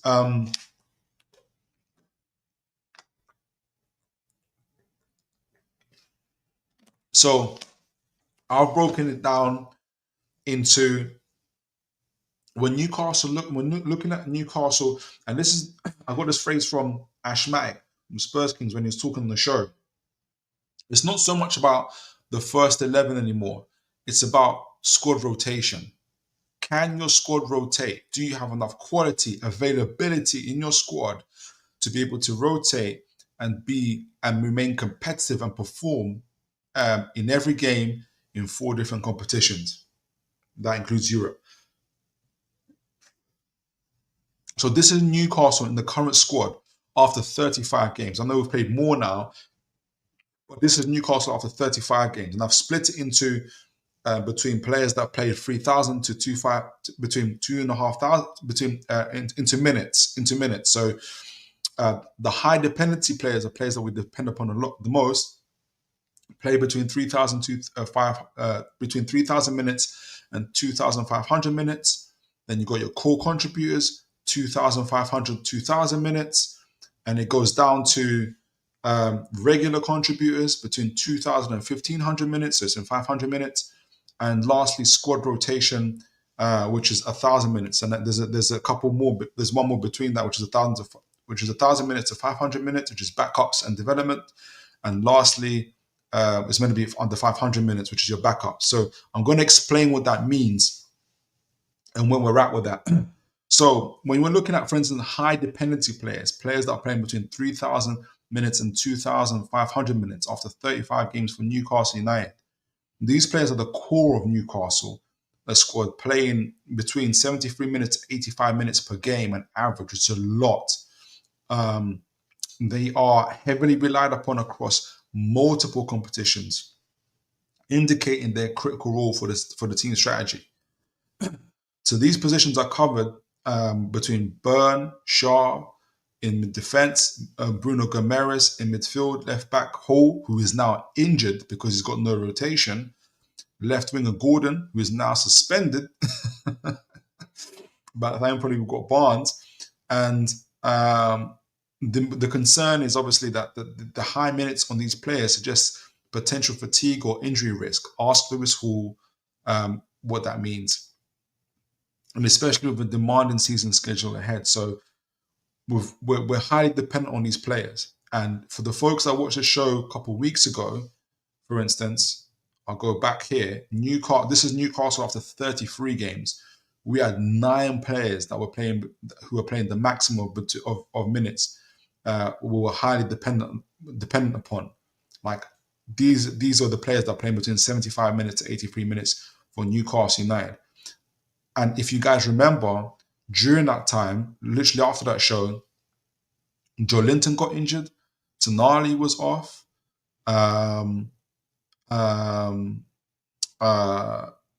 Obviously, since then we've had Lewis Hall now injured for the rest of the season, and Gordon got a suspension. The reason why with that high dependency has gone a little bit, or has gone of players has reduced, is not because we've got some players that playing extra minutes, and we'll talk about them and are stepping up and rotating more. But a big part of why it's reduced at high dependency is because of injuries and suspensions, rather than more players playing more minutes and rotating more.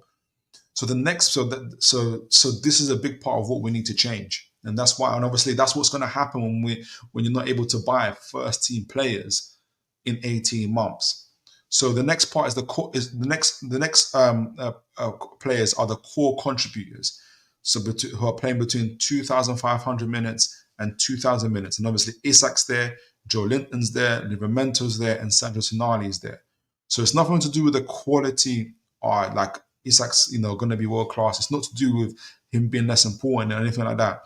This group also plays a significant amount, averaging between 57 minutes and 70 minutes per game, and forms a secondary core of the squad, providing consistency and quality.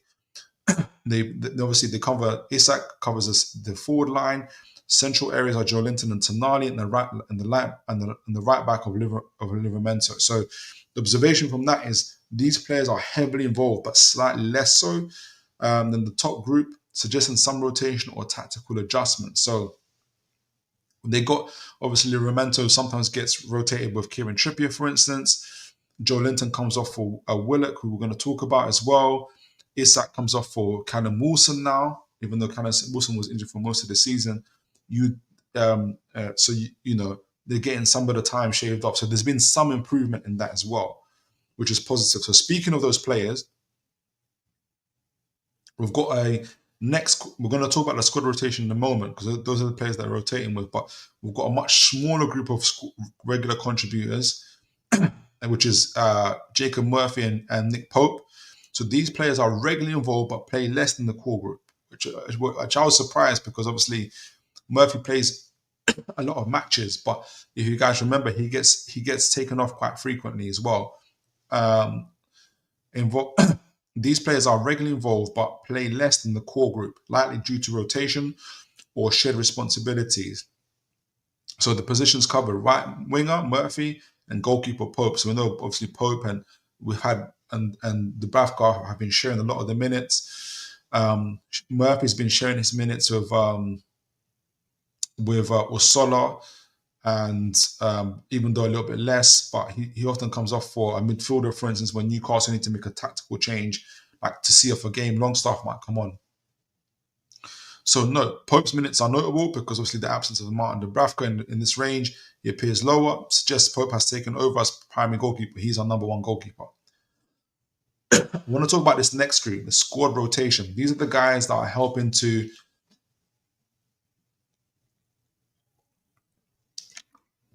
So this is the squad rotation: Dubravka, Joe Willock, Sean Longstaff, and Harvey Barnes. So this group is used for rotation, likely in cup competitions, less critical league games, so FA Cups, League Cups, or to manage the load of a higher minute players. So the likes of obviously Dubravka, obviously covers the goalkeeping area. Willock and Longstaff the midfield area, so they come on for Joe Linton and Tonali and Bruno, and left winger Barnes obviously there for Gordon. Sometimes Isak as well. So the number of players in this range has increased slightly from 3 to 4. So before, when the earlier graph I showed you, we only had 3 players in this position. Now we've got 4. So the improvement in the rotation has gone up by 1 player, which is not great, but it's better than nothing. It's better than going backwards, for instance, compared to the previous breakdown, indicating a slight improvement in rotation options, though still limited. So there has been a slight improvement in our rotation, but it's still very, very small. And then we'll move on to the next group of players, the backup and development, those that are playing 1,000 minutes to 500 minutes. And this is usually either academy players or like stalwarts, veterans. So you got Kieran Trippier. Lloyd Kelly's there, but Lloyd Kelly's obviously we've sold him. So that shows you how limited this group is. And Emil Kraft, obviously he was playing FA Cups, League Cups for us, very similar to Kieran Trippier. So these players are used sparingly, like as substitutes in cup games, or when injuries necessitate inclusions, i.e. Lewis Hall getting injured and not available for the League Cup final. Kieran Trippier stepped in, and then Livramento had to move left back. Kraft. So the concern for this is that the low minutes for these players suggest limited depth in defensive positions beyond the core starters, and their roles may be situational. So essentially that the fact that these guys are playing less than 1,000 minutes after 35 games lets you know that Eddie Howe isn't when he can rotate, he doesn't necessarily like to. He notices there's a drop in quality, and that's why Lewis Hall's played a lot. Matt Targett isn't the guy. Matt Targett is not the guy, and I think the key part of that is Matt Targett. So, because if Matt Targett, Eddie Howe doesn't trust Matt Targett, he has to move Livramento to left back and put Kieran Trippier at right back, which is an imbalance. Even though Livramento is good, but it imbalances the back line. So I think this is why we've got such low minutes and quality in that player. The last one is perhaps the one that is the backup. Is the backup? It's not 1,000 minutes. It's less than 500 minutes, and this is slightly. I'm a bit disappointed about. So it's got Lewis Miley in it, and I was hoping that he still can. He would have reached 1,000 minutes by now. He's got 426 minutes. And had we had Lewis Miley playing a little bit more, rotating for Bruno, rotating for Tonali, which he's been doing, I would have liked to see a little bit more of that, but Eddie Howe's been very careful with him. I want to see an improvement in that for next season. Eddie Howe has to be able to. He has to put more responsibility on Lewis Miley. It's going to be a positive impact on the squad, and it's going to be a positive impact on personal development of Lewis Miley, which I think Eddie Howe will do. I think last year though, we had to play Lewis Miley. He had that long-term injury, 2-3 months out, and Eddie Howe's been cautious, understandably so, because Lewis Miley was like 17 at the time as well. Miguel Almiron, we've sold him, so he's not in this squad. Sven Botman, the disappointment is after obviously is this long-term injury that he's finding very hard to shake off, obviously the ACL, and now obviously I think his problems in the same knee, so he's off for the rest of the season. So we're kind of taking it for granted, or I am taking it for granted, that Sven Botman's going to be back next season, and he's going to be part of our starting lineup. But God willing, we get the same Sven Botman, but we might not do, and it might be that Newcastle might need to consider another defender. They might not want to, on top of what they have to, what they've, on top of all the obligations they've got in buying other positions. But we have to really figure out a way to get Sven Botman back to his best. William Osola, it's obviously his first season with us. We know how cautious Newcastle, how Eddie Howe is, but I can't help but feel that he could have played more minutes. There's not all for Newcastle. He's played 354 minutes. Obviously, since we've got Callum Wilson back, he's been taking a lot of those minutes, which is good. But again, I expect William Osola and Lewis Smiley to really at least at the minimum to step up into the backup and development squad next year, more better into at least contributors, regular contributors. And speaking of Callum Wilson, he's played just over 200 minutes this season. We know he's been long-term injured but he's now coming back and playing more and more minutes. Played in the FA Cup, I think, as a starter. Played against Liverpool as a starter.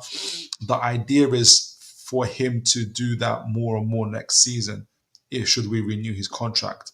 But he's got the next 10 games to prove his worth. And the most disappointing of that is obviously Matt Targett. Newcastle are looking to sell him because even when with Lloyd Kelly injured,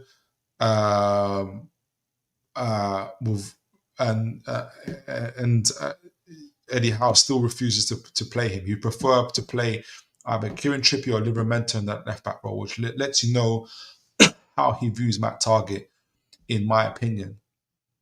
So there's a lot to go on for Newcastle in terms of that. So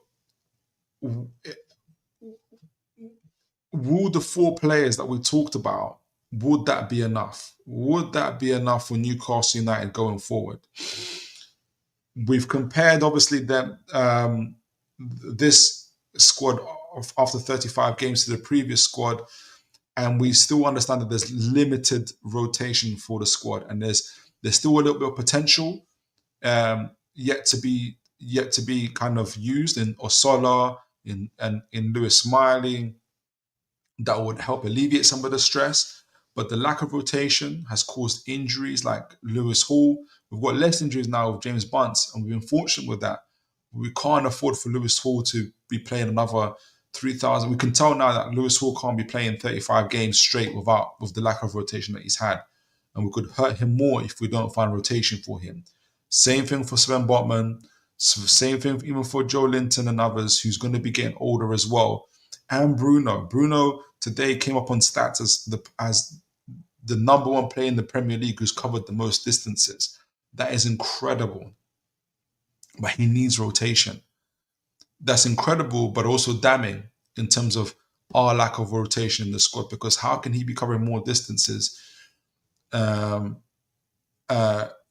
any other player in the Premier League? It's a good thing on his effort and everything that he's doing, but we're also hurting him by doing that. So it's important that we see some rotation there. So my conclusion is that Newcastle United's squad depth after 35 games and 24 shows that we have strengths. The strength is that we have a really strong core of 9 players that we've mentioned. Your Isaks, your Tonali's, your Brunos, your Jolintons, all those guys. We have a really, really, really good first starting 9 players. And they can give a game to anybody, as Liverpool found out, as Arsenal have found out, as Chelsea found out, and the list goes on. But our weakness is we have a really limited rotation options. We've only got 6 players who have played between 1,000 minutes and 2,000 minutes. That's low.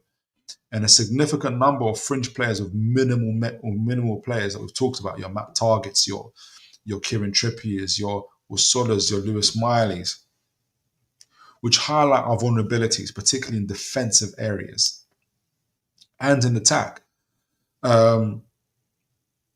which has alleviated a little bit less now that Barnes is back from injury, Callum Wilson's back, but it's still an issue. So our risks, which have proven to be correct, are over-reliance on the core group, could lead to fatigue or injury issues. Lewis Hall is out for the season. Sven Botman, less so, but he's out for the season. Suspensions as well, Gordon. And the lack of depth in certain positions, centre back and forward, could be exposed if injuries occur. It cannot be underestimated the job that Eddie Howe, James Bunce have done to keep these players fit and ready and competing in the leagues, in the cups. We only went out in the cups against Brighton in the final stages of extra time. People forget that, and we scored 2 offside goals. We could still be in the FA Cup. We obviously won the League Cup. We're still in the shout for the Champions League, and we've got the majority of our team, by the grace of God, fit.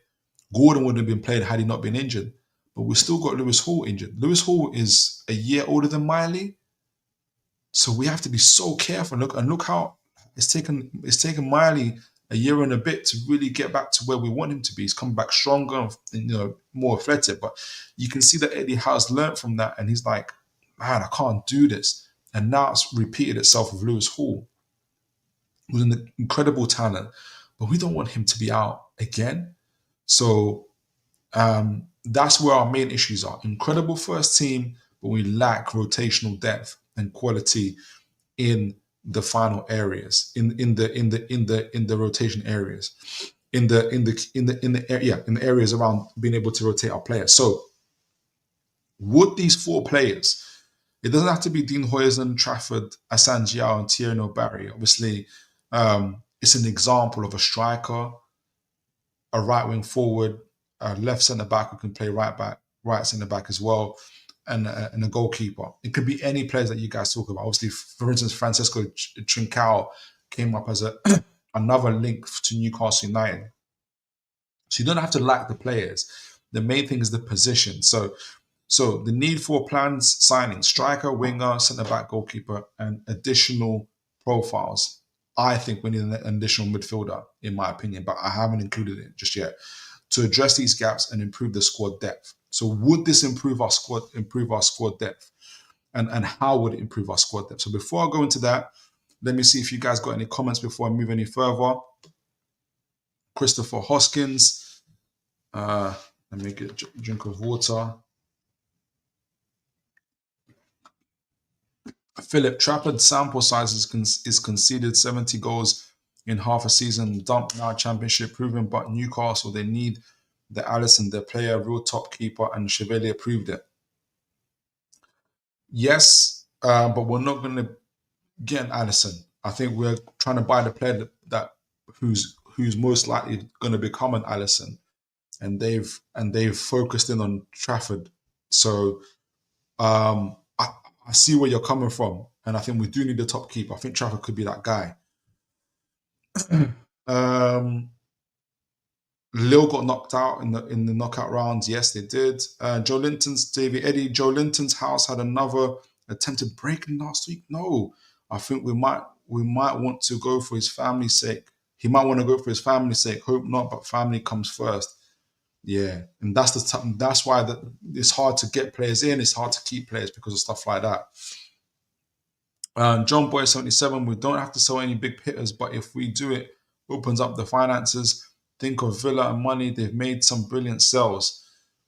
They have, but I think the model, and I think they talked about it in Swiss Ramble. They talked about it in the interview with Paul Mitchell. They want to be able to buy, I think they call it mid-range players, which is essentially fringe players, maybe academy players who haven't made it to the first team, or the likes of your Harvey Barnes and Longstaffs. These are the type of players they're looking to sell. They're looking to avoid selling any core players, anything like that. So I think rather than selling big hitters, they want to really kind of focus in on those, on the mid-range players, if they can. Go for, which I think is the right way to go if you want to be able to build on your success, build on your team, and see your team grow and attract more players. If you ask, did the interview with Isak when they bought him, he said, "Yeah, I knew that Bruno was here." All of that helps. Goat Father, just having Target as backup to Hall is scary. Eddie Howe, he you don't have to listen to what he says. You can just tell by his actions. The fact that Target, even up to now, we've got no left-footed defenders. won't play Target, let you know exactly what he thinks of Target at this stage in time. Wobojog think it's best in this case to share up the squad to shore up the squad floor. Yes, level with better quality depth than targeting ceiling raisers, i.e. another Bruno. Yes, and that's exactly it. And I wanted to say that people hate the. I was going to get the definitions for this because people hate the phases term and the process term. But Newcastle in 18 months haven't been able to buy a first team player, and they're 18 months behind where they want their squad to be developed. 18 months ago, a year ago, Newcastle would have loved to have completed the floor raising stage, and I think that's where we're at the moment. We've got our 9 core players, maybe 11, nine core players for sure, and we just need to fill in the sides now. And when I say fill in, I don't mean just like any quality of player. We need players where Eddie Howe can look at his bench and say, yes, we can bring him on now, he's ready. Or he can look at his first team and say, we can rotate now, and he does it. And that's where we're at. But great comment there, Wilbur. I'm going to read a couple more before I finish up. Well, I'm close to finishing the thing. John Boy Philip, you should forward this info to Mitchell. He really will be in the spotlight this summer. He needs to back his words and reputation with action. Need to add quality. Squad needs reinforcement. I really appreciate you for that really kind comment, John Boy.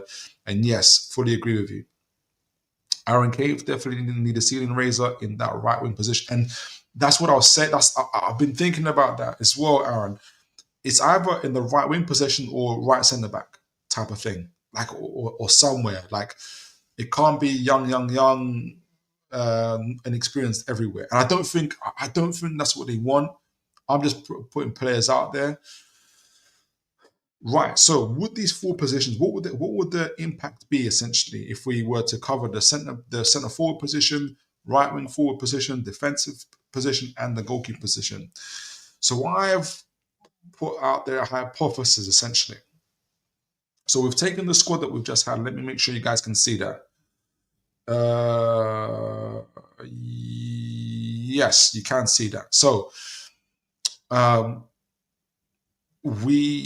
this is me. I asked AI to essentially hypothesize. You've seen the squad that we've got after 35 games. We've just seen it, and where it's at now. What if in 25, 26, how would this squad look after 35 games with the additions, but also with the sales? And those sales, obviously, we've already sold Almiron, we've already sold Lloyd Kelly, but I've included, obviously, Matt Target, Sean Longstaff, and Harvey Barnes. And it's important to be able to include that because those players aren't there and it's going to affect minutes. But I've used the next example, the players that we bring in, Asan Zhao, Dean Huijsen, Thierry Barry, and James Trafford. Again, you don't have to like the players. The main thing is the position, which is striker, right wing forward,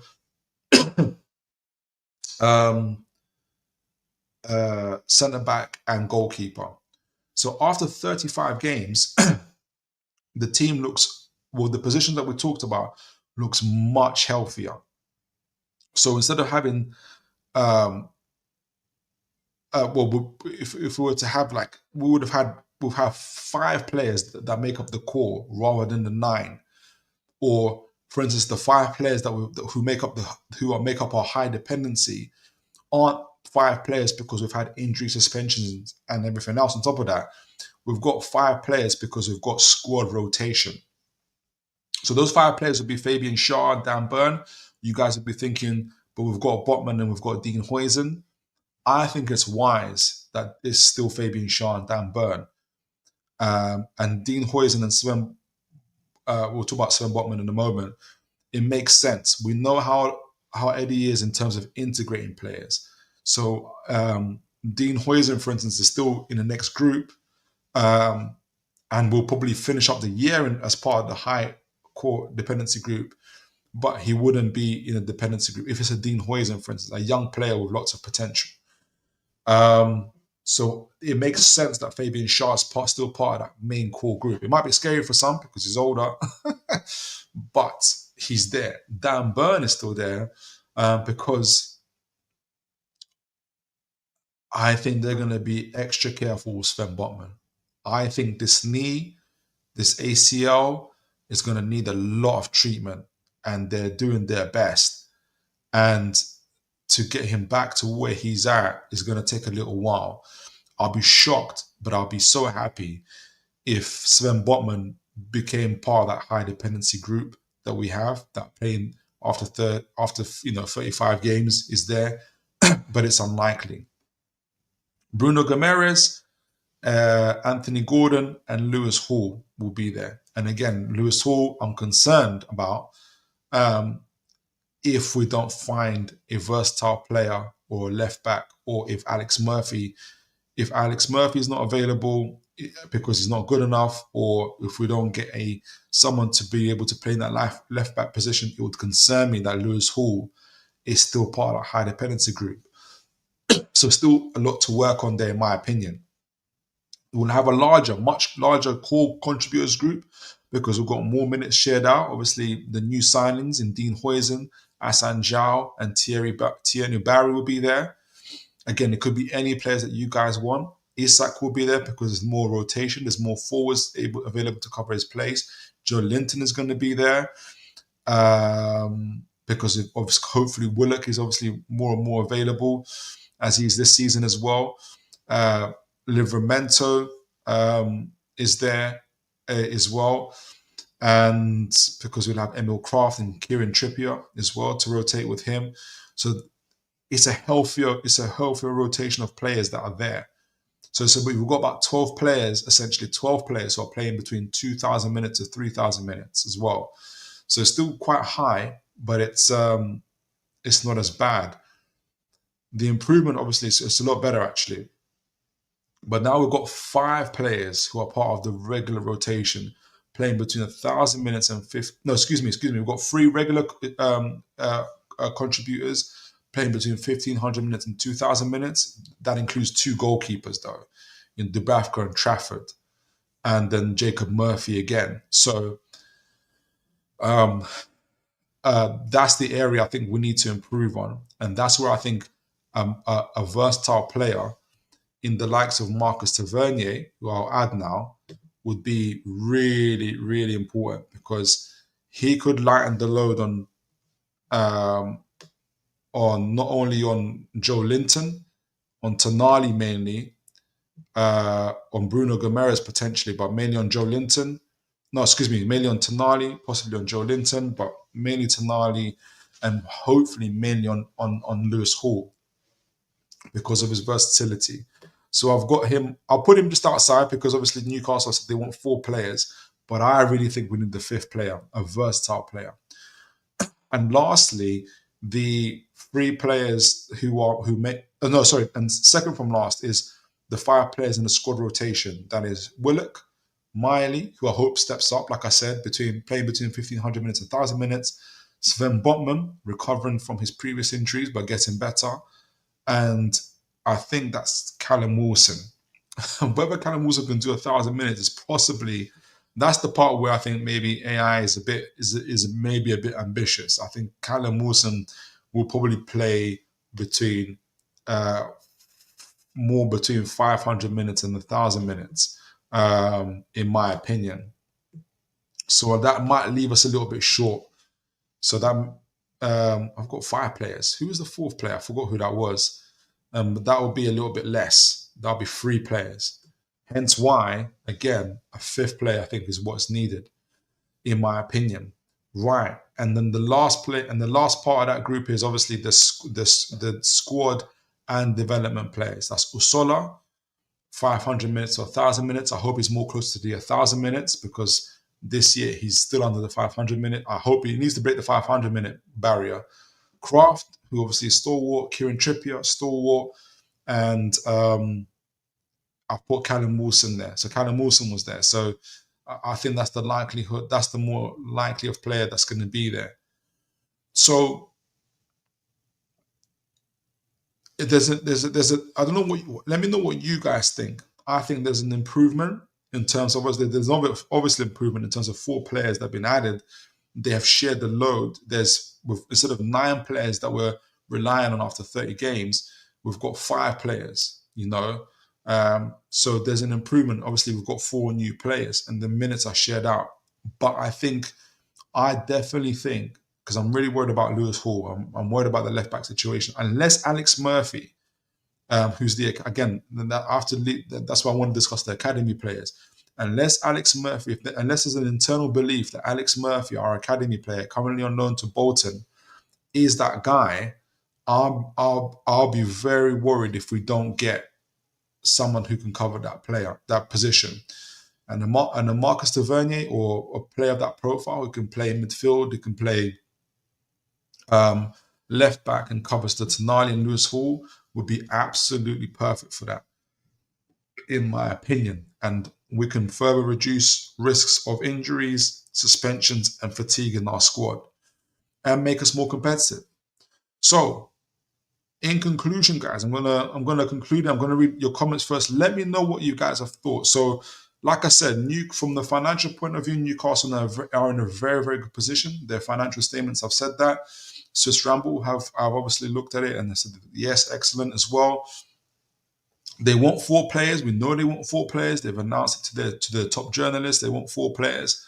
I've estimated that in order for them to get those 4 players, they have to spend between 112 million to 133 million to get those 4 players. But in order to do that, they'd have to make between 30 to 50 million in player sales. That has an impact on the squad. The priority sales, in my opinion, those players would be like Harvey Barnes, Sean Longstaff, and like a Matt Target.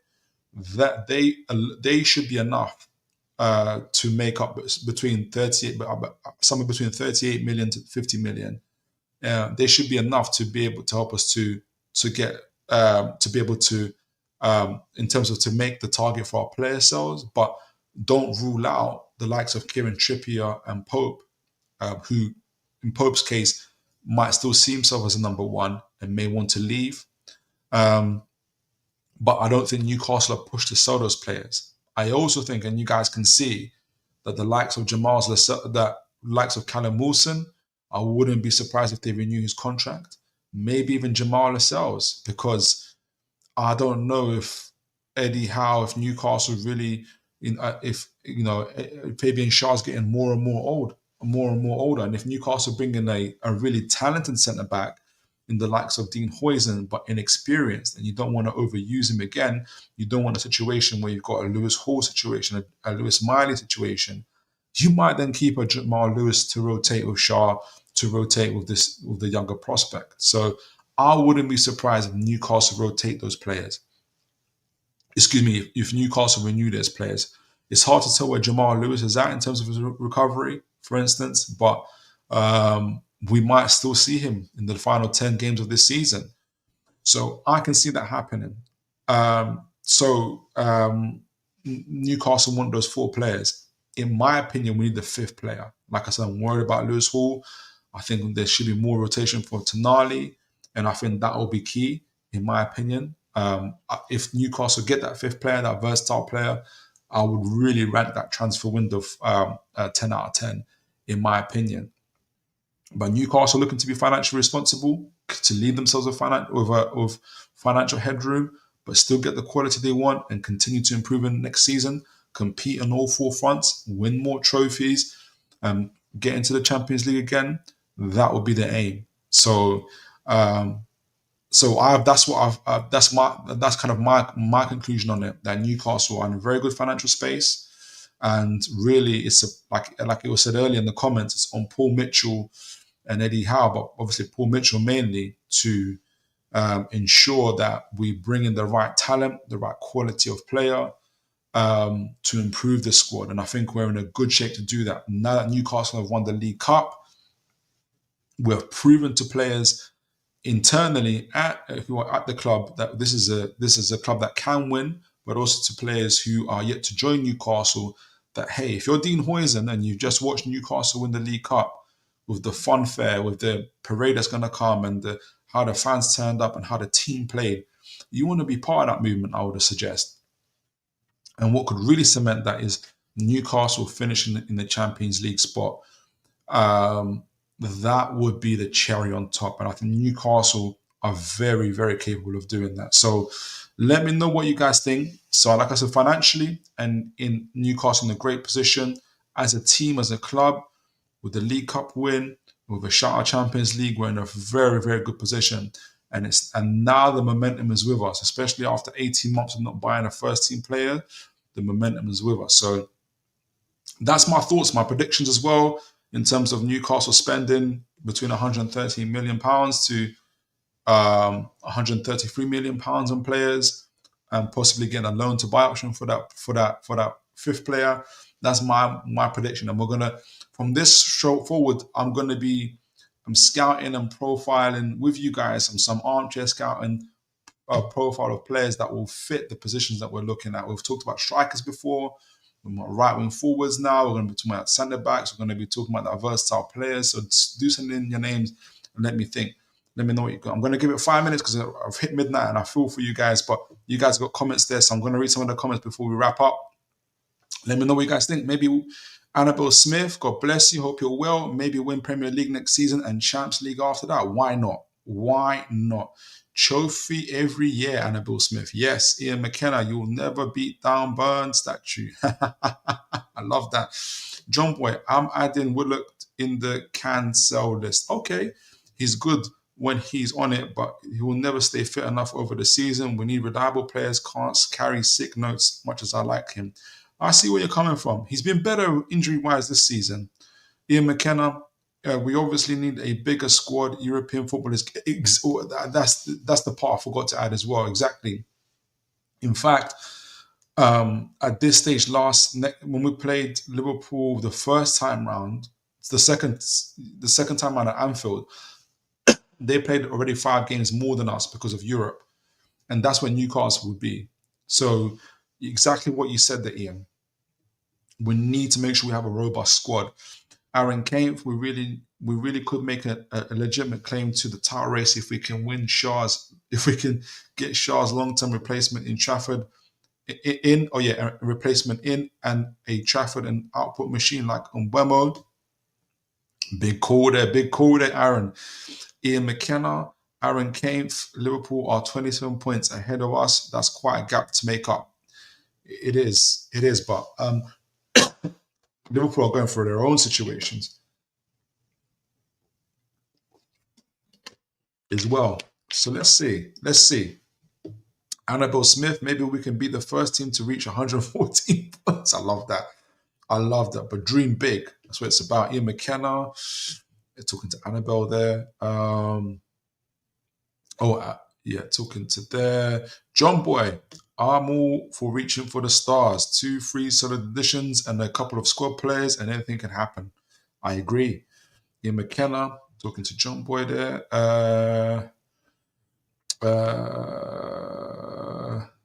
Let me see if you got Aaron Kane. Excuse me. Eddie deserves so much credit for getting the maximum of the squad with limited squad depth and keeping them motivated. I can truly say he's an elite level manager. Love that. I agree with you as well. John Boy, Ian, talking to Ian there. Got a couple more comments and then we wrap up. Aaron Kane, I'll be the first to tell you I don't think Eddie could do that. Oh, I think you're talking to someone else. Up and applaud. He deserves it. Oh, I think you are talking to me. I don't think Eddie could do that after the start of the season, but what he's done, you can only applaud. He deserves his statue and the keys to the city for what he's done. I think, for me personally, I think he needs it. I don't think I would want him to have a statue. So it's so hard for human beings to receive that level of honor and be the same. I wouldn't want him to have that. I think that's something for someone when they've passed away. Obviously, I'm not wishing that, but like, God willing, Eddie Howe wins many more European Premier League trophies, lives to a ripe old age, and we honor him. But I just think it's hard for human beings to receive that. 100% Ian, I will say. The Keegan, I've as much John Boy. I've as much love for Eddie as I did for Keegan and Sir Bobby, and God bless him. And he's much like a likable, intelligent man. I'm so proud he's our manager. So am I. Um, God, they're nearly there. Christopher Hoskins, Philip. We need a 60-man squad who can out deny each other, but we can get a few games in hope from get gems in hopefully from South America.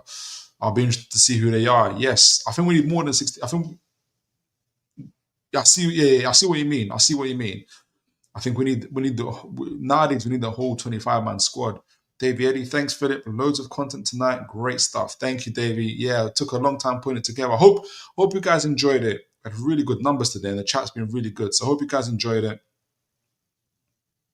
Christopher Hoskins, Tavernier is a winger. He's not a CM. He's a right winger.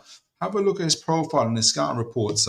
He's been known to play everywhere. When he joined Bournemouth, he was to join as a left back and the left wing back because he played that position for Middlesbrough. Ended up being playing in the centre midfield as well because he just seemed he was really, really good on the ball. But he can play multiple positions. Christopher Hawkins, Philip, are you trying to sign worse players than we have? John Boy, I Philip, thoroughly detailed show. No wonder you needed all that water. Great content. Thank you, John Boy. Good night, guys. Yes, wrap up a few more comments. Christopher Hawkins. So all those signings, one but Chevalier has Champions League time. I'm sorry, you're trying to bring in players worse than we have. Philip, that's building for the championship. Okay, well, let's see. Let's find out. Aaron Kane, I think you're being harsh on Trafford. He's a good goalkeeper who can do everything we need and has proven with Burnley he's a good goalkeeper. With the right defense in front of him, he would be a good signing. That's what I think. Cup, just two more and we'll wrap things up.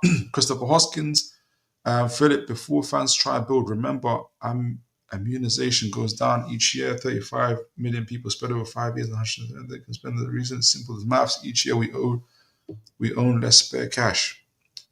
I don't know what that means, but you'll have to explain that one to me, Chris. Lastly, Christopher Watkins, Philip, I don't think we are going to, but from the Prem this summer, as Mitchell would have to get bang for his buck.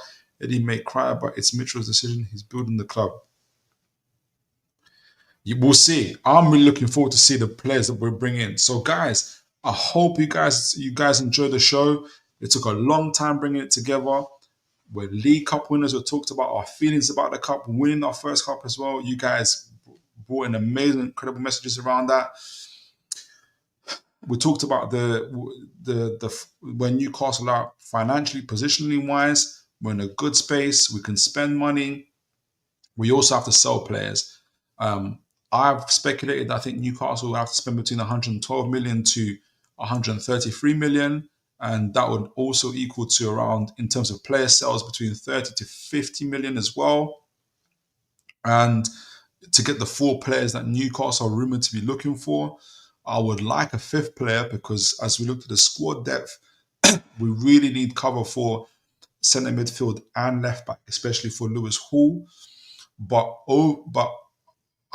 overall, the 4 players that would come in the 4 different positions: the striker, right wing forward, centre back, and goalkeeper would do a lot to address those things. But Newcastle definitely need, in my opinion, a 25-man available squad of players with a mixture of young talent, old veterans, skill, pace, power.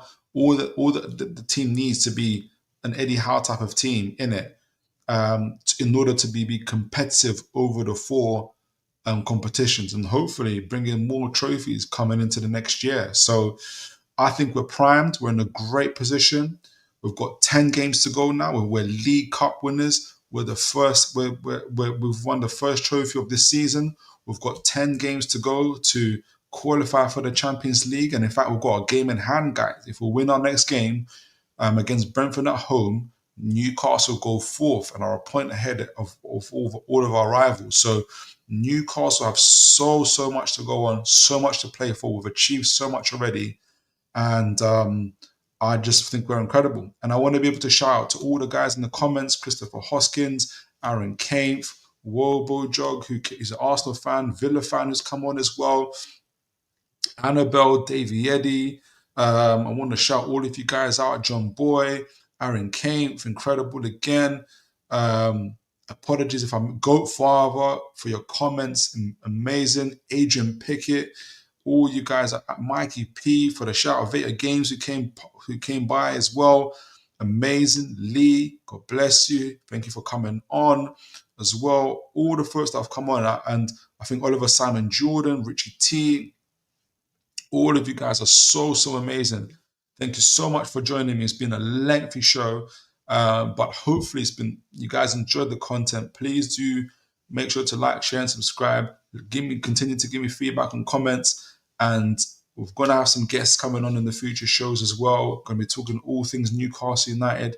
But until then, guys, you are absolutely incredible. Continue to look after each other. And as always, folks, God bless you and take care, folks.